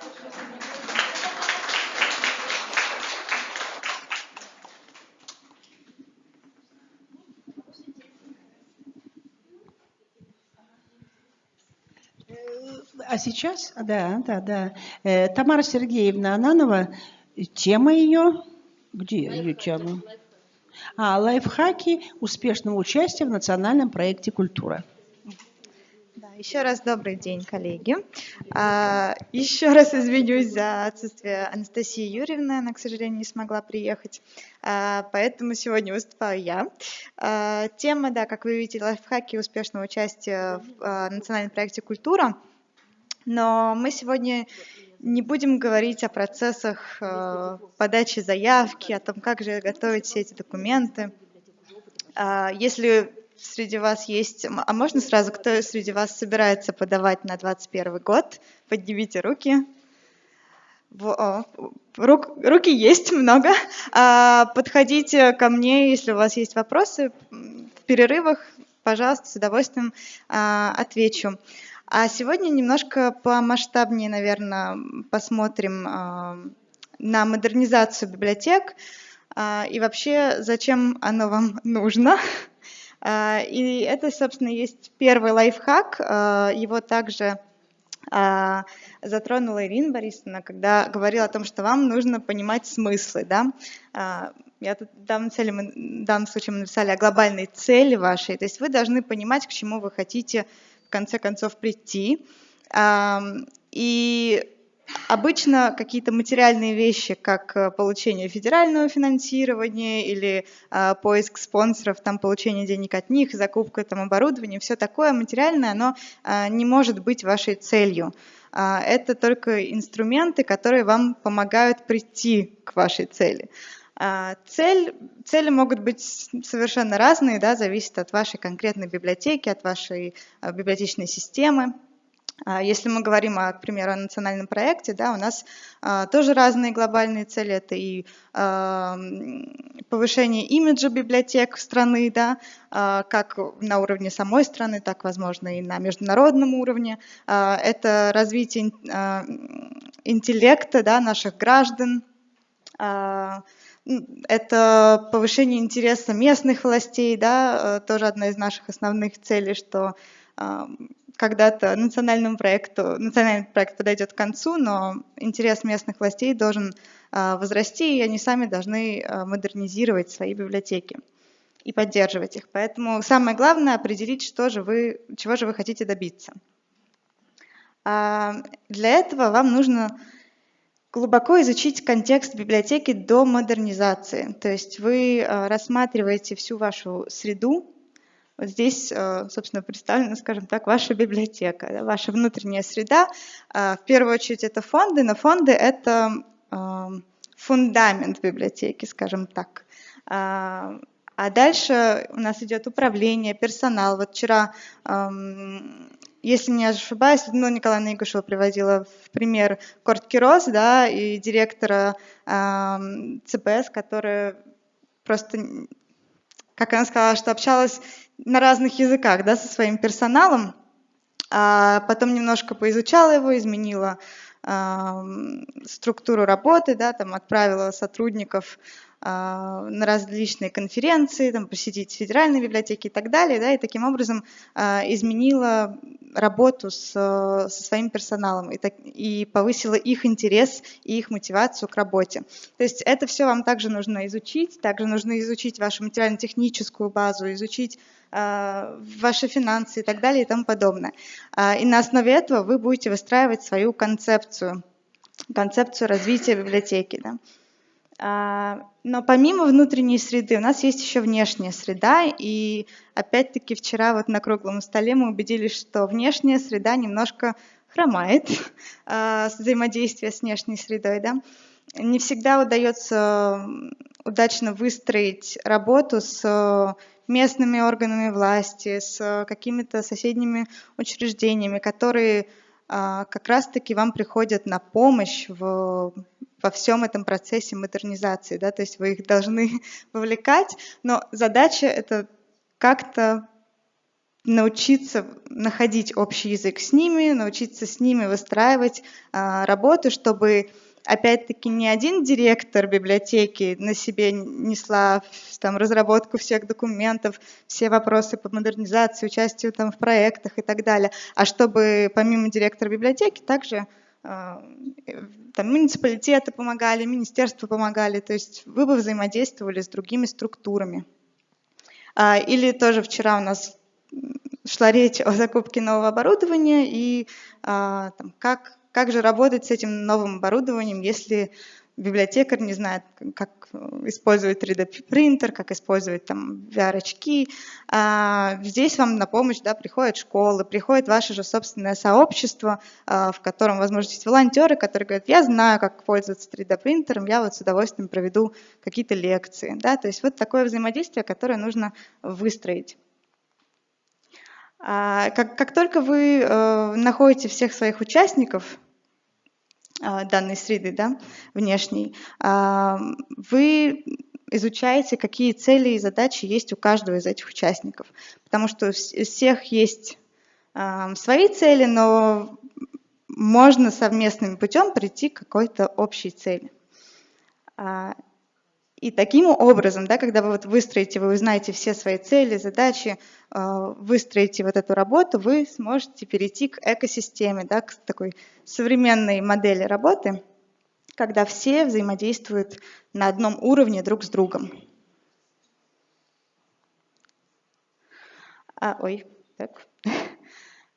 И такой последний лайфхак номер 5 – это то, что вам не нужно ждать участие в национальном проекте или участие еще там в каких-то других проектах или там денег от спонсоров или еще что-то. Вы уже сейчас можете и должны запускать эту экосистему, должны налаживать отношения, выстраивать работу, чтобы даже на моменте подготовки, если мы говорим о национальном проекте, к примеру, на моменте подготовки к участию в проекте вы уже бы смогли при помощи других участников вашей среды разработать концепцию развития.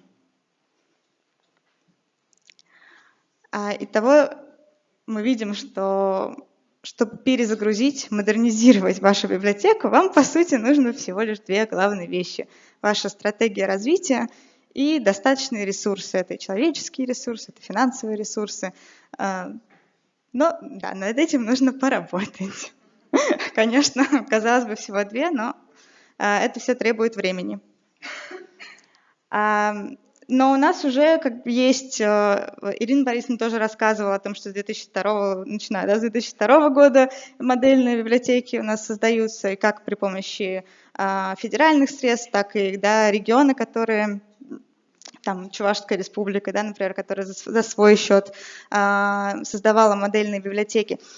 Здесь вот приведены в пример несколько регионов, которые в прошлом году за свой счет модернизировали библиотеки. То есть мы видим, что интерес все равно есть в регионах, что есть такие показательные регионы, которые ставят пример другим регионам, чтобы и другие регионы посмотрели и сказали, что мы тоже хотим, мы тоже можем. И вот как раз Республика Коми один из главных наших таких примеров, которые поставили себе задачу ежегодно, да, по 10 модельных библиотек создавать. И если в 2019 году 9 из них были за федеральный бюджет, то в 2020 году 9 из них за счет региона уже. То есть значительные такие цифры и пример для всей страны, наверное.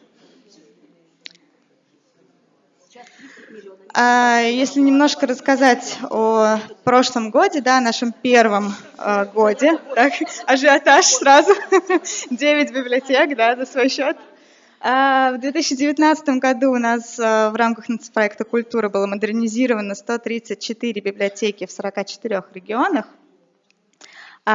И, как мы видим, на это выделено всего более миллиарда рублей, что достаточно колоссальная большая цифра. Конечно же, основной процент из этого – это федеральное финансирование, но вы видите, что значительная сумма – это 184 миллиона из муниципальных средств и 57 миллионов из региональных средств, да, тоже были вложены. То есть ресурсы у регионов, у муниципалитетов есть, если нужно, они могут найтись. И еще интересная цифра, она, конечно, на фоне 3 других не такая большая, скажем так, да, спонсорские средства, 4 миллиона рублей. Но это все равно вам показатель того, что при желании можно найти спонсоров. Есть, во многих регионах есть там различные большие такие акулы, возможно, нефтяные какие-то компании. У нас все разные регионы, и вы можете стараться их привлекать, общаться с ними, опять-таки ставить себе какие-то, да, общие цели, которые вы совместно можете достичь. Если говорить об охвате за 2019 год, то он составил более 13,5 миллионов человек. Это просто население тех регионов, тех населенных пунктов, где у нас располагаются модельные библиотеки. И чем мы уже гордимся, наверное, наш показатель – это рост посещений. Да? У нас, как видите, за период, за январь-февраль, да, если сравнивать 19-20 год, от 30 до 325%. Если, к примеру, возьмем Республику Коми, если я не ошибаюсь, в каких-то библиотеках посещаемость там на 9% выросла, но есть библиотеки, где более чем на 100% выросла посещаемость. Мы, кстати, если, опять-таки, не ошибаюсь, находимся в одной из библиотек, где на 107% выросла, да? Почти 200% выросла посещаемость. И я думаю, когда вы были на экскурсии, да, вы послушали, как коллеги поменяли свой подход к работе, да, какие там мероприятия они проводят, и как они привлекают людей. Да. И мы понимаем, что основная задача сейчас – это удерживать эту посещаемость, то есть найти те точки, чем мы можем зацепить наших читателей, посетителей, и стараться в дальнейшем удерживать эту цифру, а может даже и увеличивать. Немножко про образование, так как это очень важный пункт в рамках нацпроекта. Мы понимаем, что просто модернизация библиотеки, она не даст как раз-таки тех результатов, которые мы ищем. Для этого нужно, чтобы персонал был готов к изменениям, чтобы персонал развивался, обучался. И мы очень рады, во-первых, поддержке Министерства культуры Российской Федерации в данном вопросе, которые выделяют средства на проведение бесплатного обучения для всех участников нацпроекта. Мы рады нашим партнерам в лице библиотеки для молодежи, в лице детской библиотеки, Российской государственной детской библиотеки, в лице национальной библиотеки. То есть у нас как раз-таки развита данная экосистема с нашими партнерами, коллегами из других федеральных библиотек, и мы проводим различные образовательные курсы. И отмечу, что мы планируем и уже разрабатываем такую многоступенчатую программу обучения для наших библиотек. То есть если вы в 2019 году прошли модернизацию, это не значит, что мы вас покинули и оставили. Для тех, кто уже прошел модернизацию, будут разрабатываться следующие ступени обучения. И вот осенью этого года, да, будет вторая ступень для библиотек 2019 года, для тех, кто уже открылся и работает. Пару слов про конкурс на 2021 год. Он у нас планируется с 23 марта по 9 апреля. Как вы знаете, мы внесли некоторые изменения в постановление, оно еще не было окончательно подписано, принято. Но мы надеемся, что в ближайшее время, в зависимости от сроков его подписания, возможно, немножко продлится конкурс, но пока что вот такие даты. И вся информация, в принципе, по конкурсу есть на сайте, я думаю, исчерпывающая. Но если вдруг у вас есть вопросы, пожалуйста, подходите в перерывах, я отвечу с удовольствием. Это пока вообще не точно, пока что ориентируемся вот на эти даты. На 9 апреля, да. Так, ну про поставление я рассказывать не буду, все есть на сайте.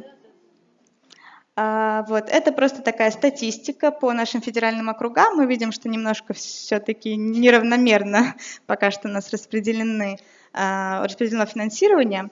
Мы стараемся вовлекать библиотеки, регионы, точнее, которые не очень, которые не очень активны, которых еще совсем нет библиотек. Проводили вот с ними несколько недель назад различные вебинары, скайп-звонки, да, рассказывали, что да как. Вот. Ну, я думаю, что к концу проекта у нас более-менее стабилизируются цифры между всеми федеральными округами. Вот. Но на данный момент северо-западный где-то ровно посередине у нас. В принципе, все, что хотела рассказать. Все наши контакты у вас есть. Я здесь с удовольствием отвечу на ваши вопросы. Если есть какие-то вопросы сейчас, тоже готова ответить. По заявке, наверное, лучше после.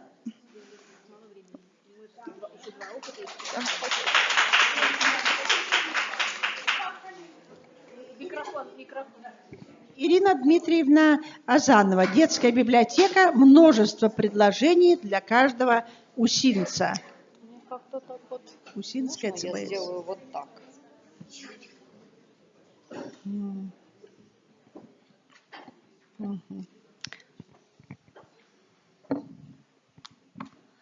Здравствуйте, коллеги.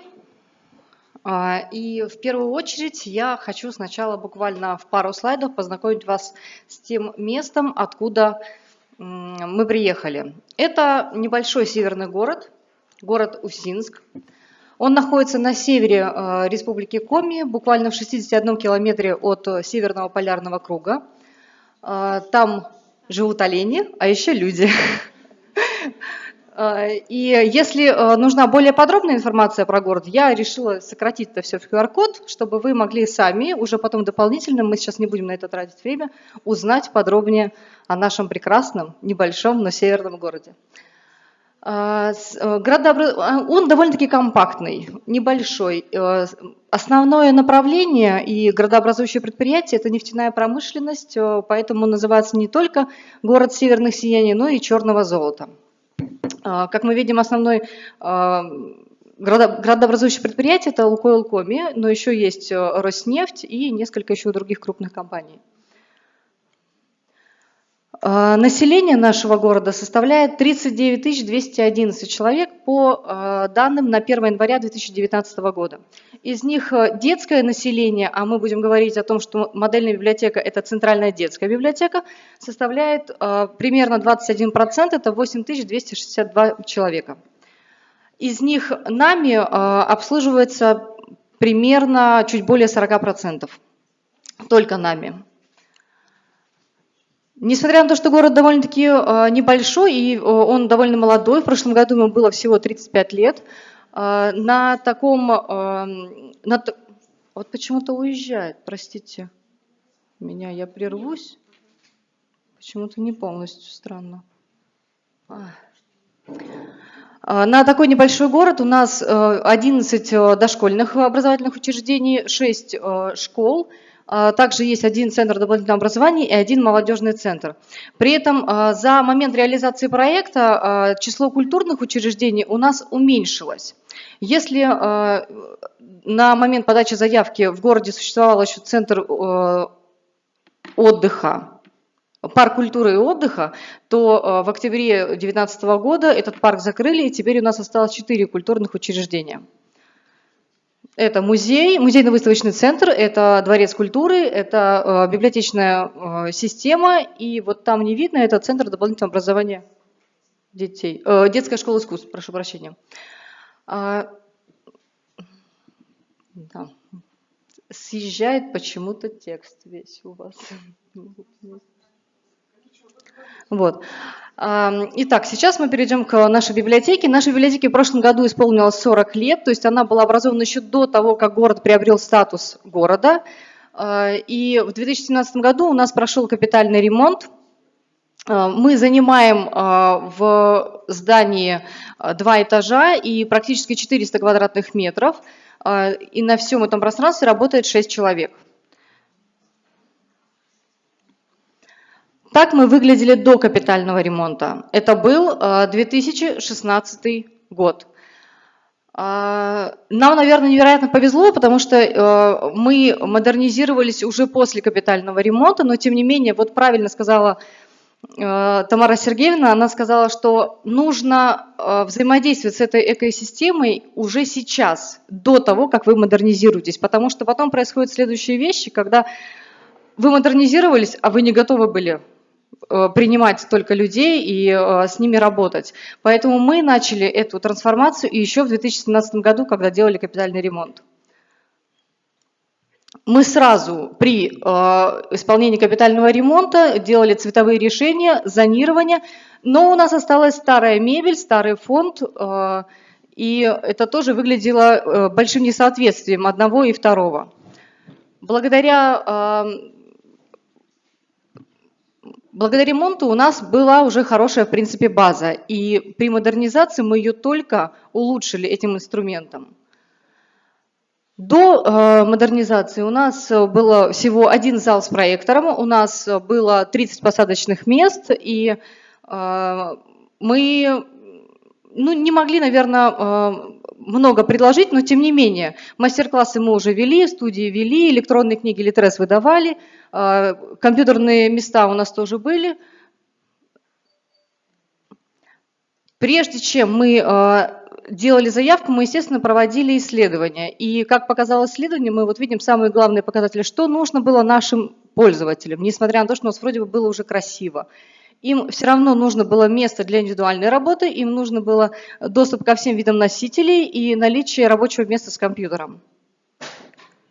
Какие формы для них были привлекательные?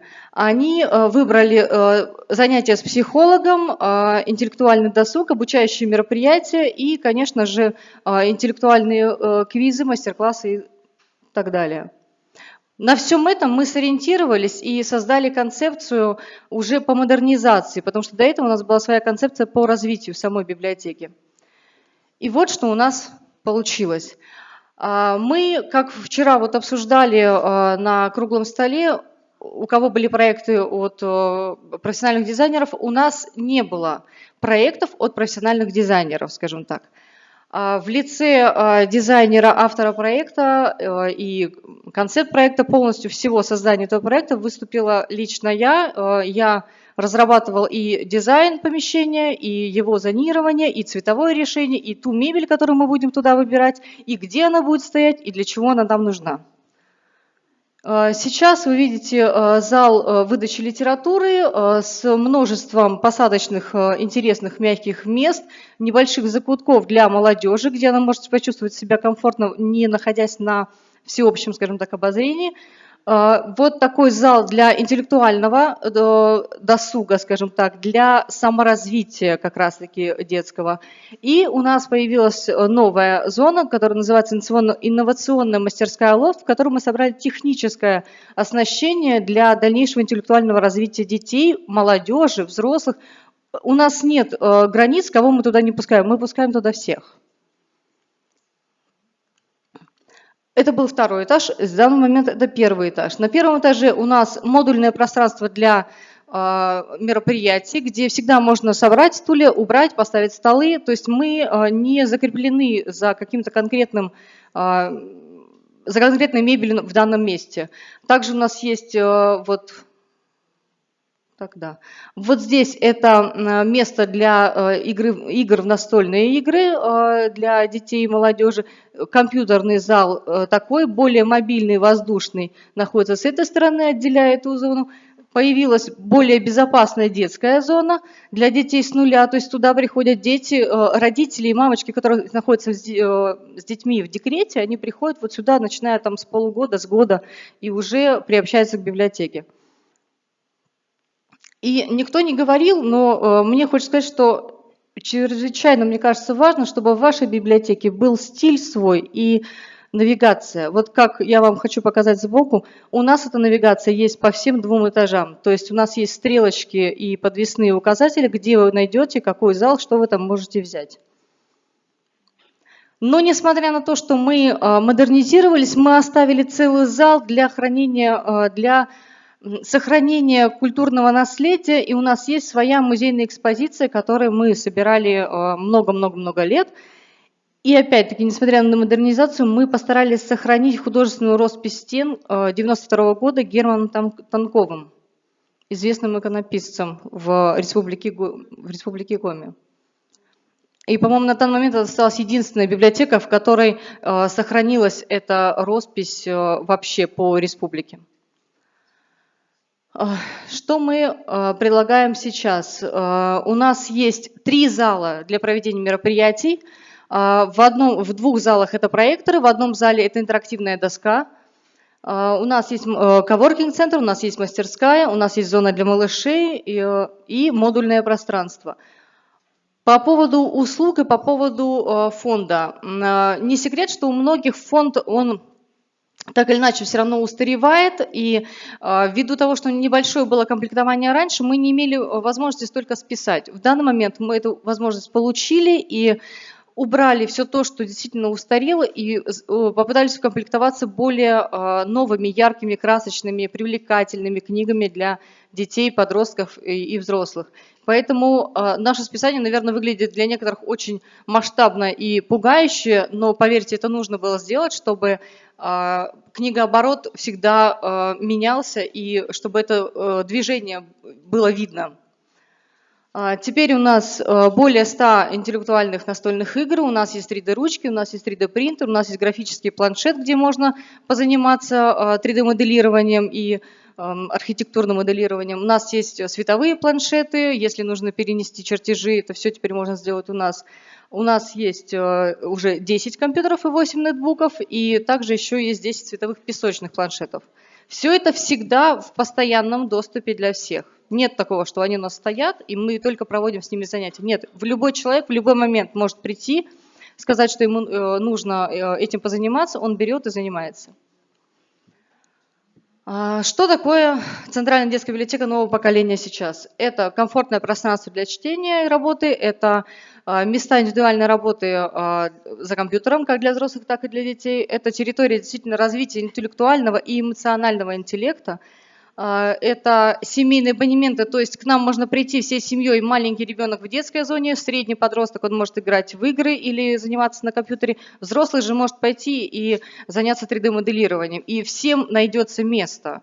И поэтому сейчас к нам приходят действительно целыми семьями.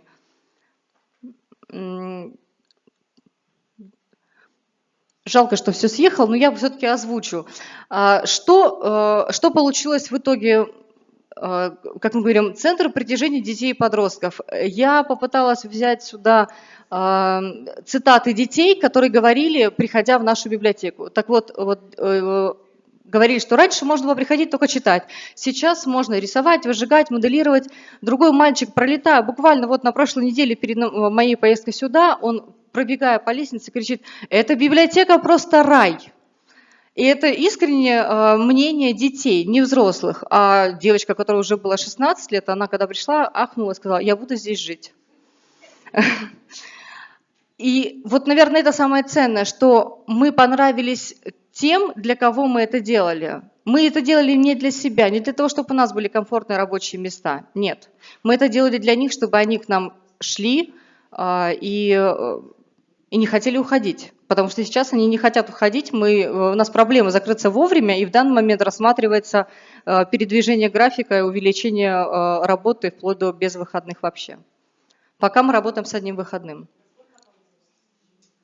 Сейчас я все скажу. К цифрам я сейчас перейду.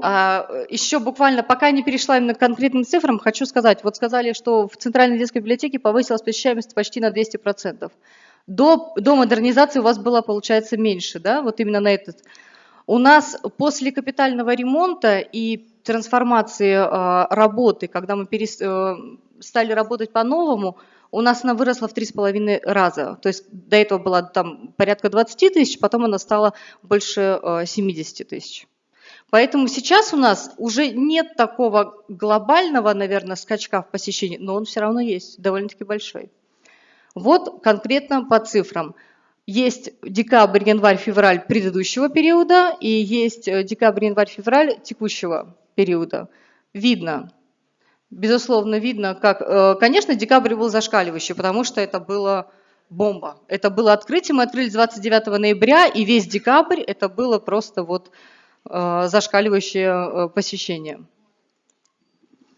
В среднем получается, что наша посещаемость после модернизации увеличилась на 46,5%, исходя из того, что она и так была довольно-таки высокой. Мы боимся представить, сколько будет к концу года. К охвату населения, если подходить, то на 6,5% повысился охват в среднем населения, которое живет в нашем городе и которое к нам стало ходить после проекта. Что мы планируем в будущем? В будущем мы, естественно, никуда не убираем книги, чтение, эмоциональный интеллект, интеллектуальное развитие детей, молодежи. Но мы запускаем новые программы, которые где-то стали возможны, исходя из новых представленных возможностей после модернизации.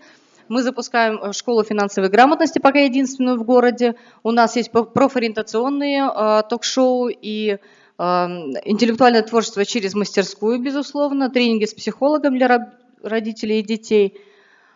И мы всегда, вот, наверное, самое главное, это всегда слышать, что хочет общество. Вот буквально, сегодня этой идеи нет, пробежал ребенок, или вы услышали обрывок разговора, что ему не хватает вот это. Если вы можете это дать, нужно развернуться и выдать это человеку. Я не имею в виду книгу, я имею в виду ту услугу, которую он хочет получить в ваших стенах.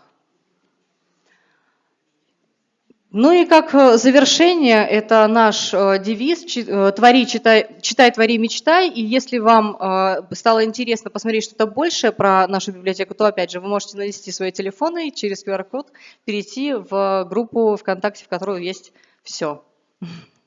Спасибо большое. Да, если есть вопрос, с удовольствием отвечу, если у нас позволяет время. Время не позволяет. Ирина Викторовна, спасибо большое. Коллеги, у нас такая дилемма с вами. Мы должны еще с вами очень коротко пообедать. И еще одно сообщение. Мы как с вами поступим? Мы послушаем сообщение и потом немножко очень еще быстрее, чем возможно, пообедаем и быстро отъедем, да? А у меня... Хорошо.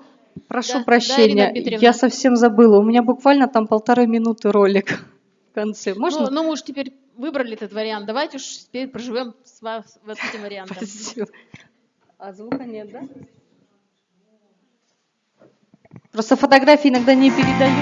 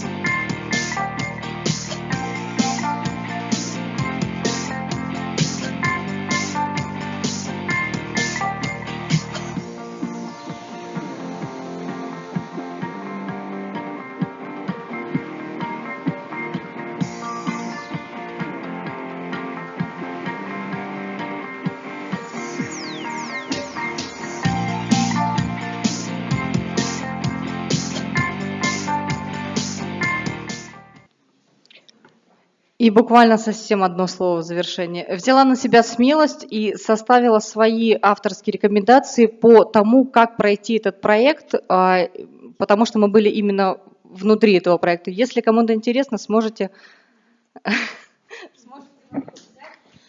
Спасибо большое.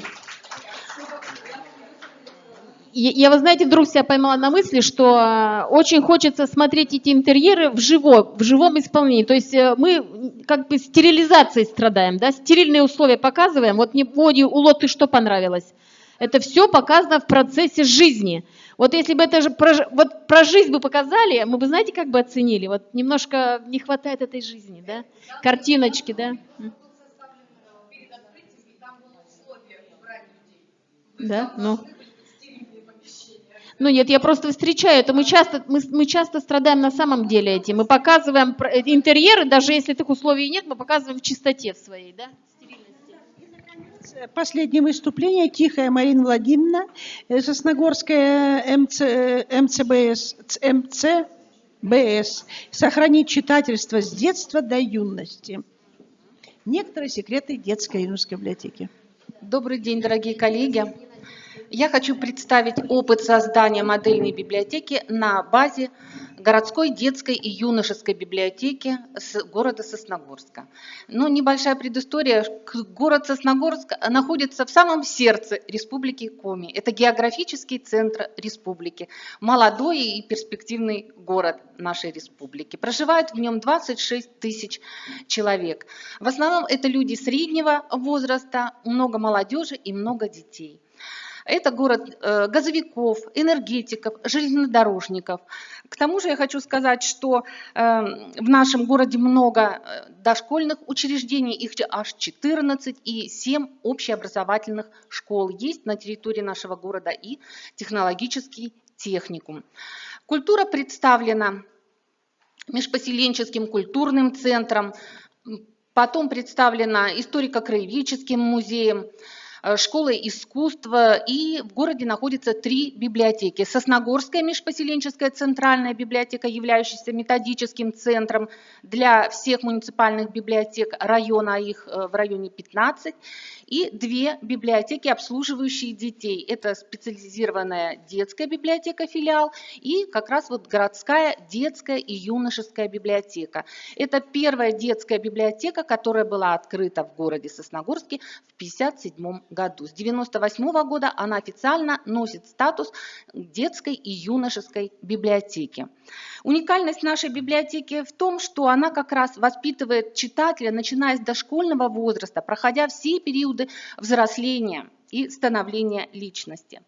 И поэтому, когда мы разрабатывали концепцию модельной библиотеки, мы, конечно же, прежде всего основывались на том, что мы должны создать такое удобное пространство, как для самых маленьких детей, так и для юношества. По количественным показателям библиотеки мы в год обслуживаем, детская библиотека и юношеская, 4000 читателей. Штат библиотеки 6 человек, все они по результатам участия в проекте прошли обучение на базе федеральных и республиканских библиотек. И что мы теперь получили, мы сейчас с вами посмотрим.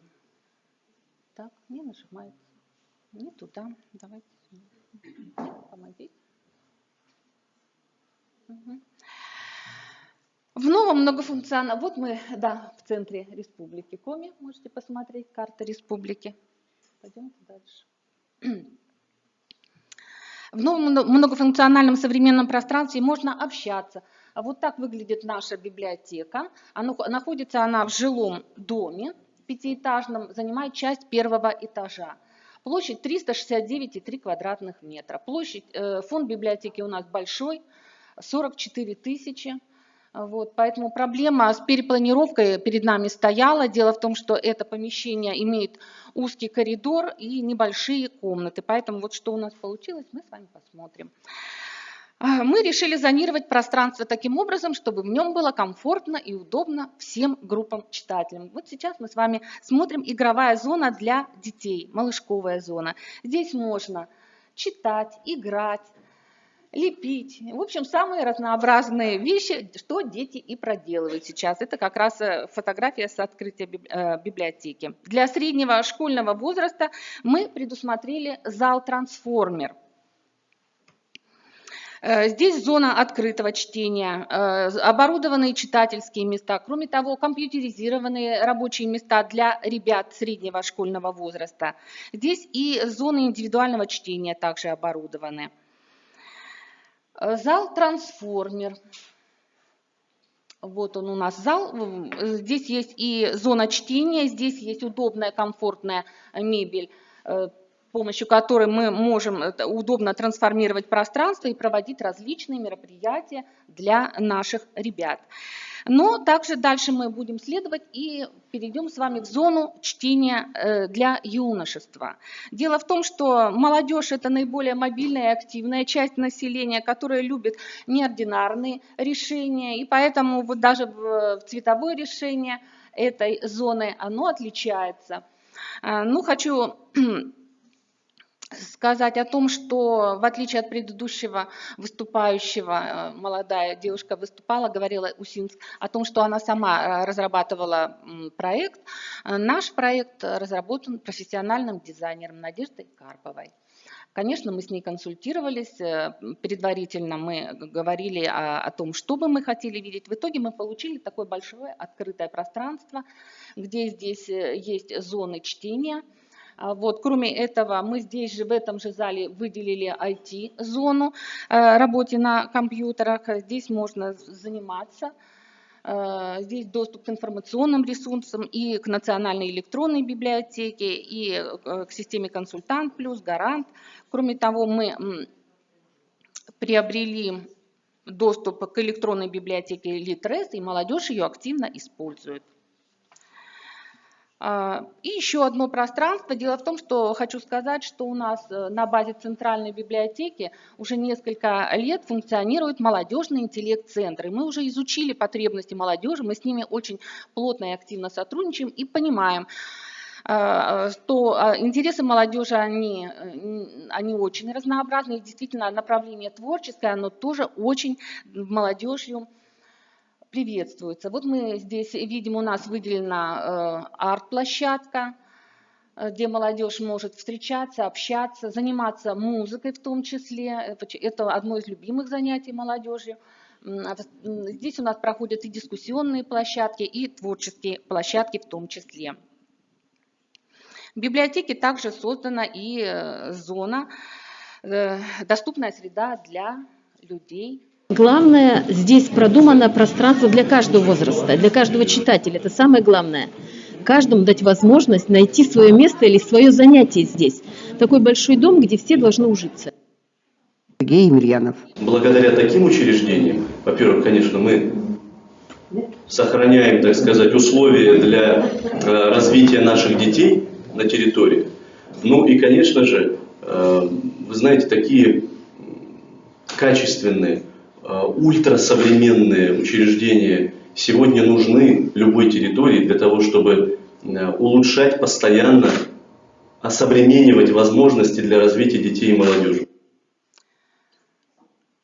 Первые результаты, к каким мы подошли на сегодняшний момент. Несмотря на то, что прошло не очень много времени, мы уже отмечаем положительные результаты.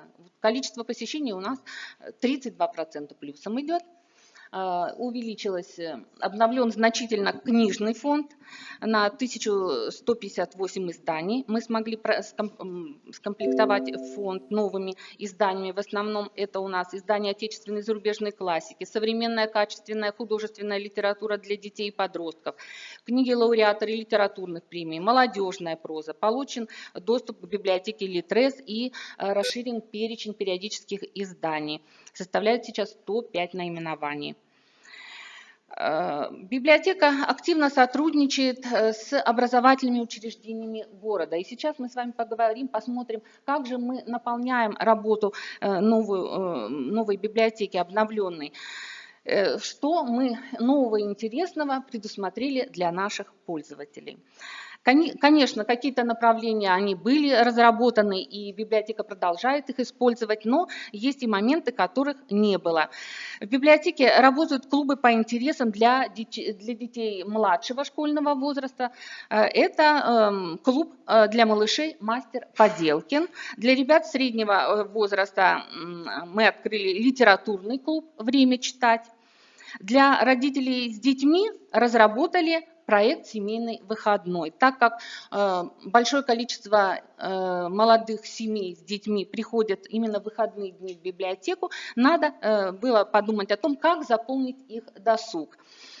И был разработан такой проект «Семейный выходной». Вот как раз открывали мы этот проект семейной игрой «Путешествие во времени» по книге Андрея Жвалевского и Евгении Пастернак «Время всегда хорошее». Предварительно и родители, и дети прочли книгу, известную всем, которая равноценно интересна как маленьким читателям, так и их родителям. Вот. Опыт получился интересный, командная игра произошла, была... Дети представляли поколение 2018 года, говорили о своих преимуществах, а родители отстаивали поколение 80-х. Что из этого получилось? 1980-х, да, и старше. Вот. Ну, каждый отстаивал свое время, и итог получился интересный. Общение получилось взаимно обогащающим. И ну, вот, мы так думаем, что такие совместные выходные семейные будут иметь продолжение и в дальнейшем, и будут взаимно интересны и той, и другой стороне. Молодежь действительно требует к себе особого внимания. И по нашему опыту и наблюдению мы пришли к пониманию того, что мы действительно, вот это уже звучало сегодня в выступлении, должны выступать с ними на равных. И где-то даже давать им больше возможности выразиться, чем это было принято в традиционной библиотеке. Мы разрешаем нашей молодежи свои идеи воплощать в жизнь в стенах библиотеки. То есть мы их где-то направляем, где-то слушаем, они нас обогащают, наполняют новыми идеями, которые мы потом вместе с ними и реализовываем. Что интересного наша молодежь предлагает для молодежи города? Ну, это очень много литературных встреч проходят в библиотеке, где как раз молодые люди рассказывают о своих любимых книгах, очень любят их обсуждать. Не так часто к нам приезжают писатели и поэты, но тем не менее эти встречи тоже бывают очень интересными. На арт-ринге ребята раскрывают свои творческие способности. Разрешите, я, конечно, ими используется опыт и других юношеских и молодежных библиотек. Наши молодые сотрудники выезжали на курсы в юношескую библиотеку Республики Коми.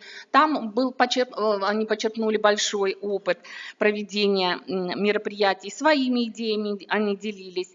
Вот как пример, новогодние косплеи они проводили на базе библиотеки, это переодевание. Потом варгеймы часто используются в библиотеке. Вот ребята недавно совсем провели игру варгейм, игру с имитацией, разновидность стратегических игр. Не секрет, что молодежь увлекается компьютерными играми, и ребята с удовольствием рассказали о своих любимых компьютерных играх, причем они презентовали их, свои понравившиеся игры, и проводили параллели с прочитанными книгами.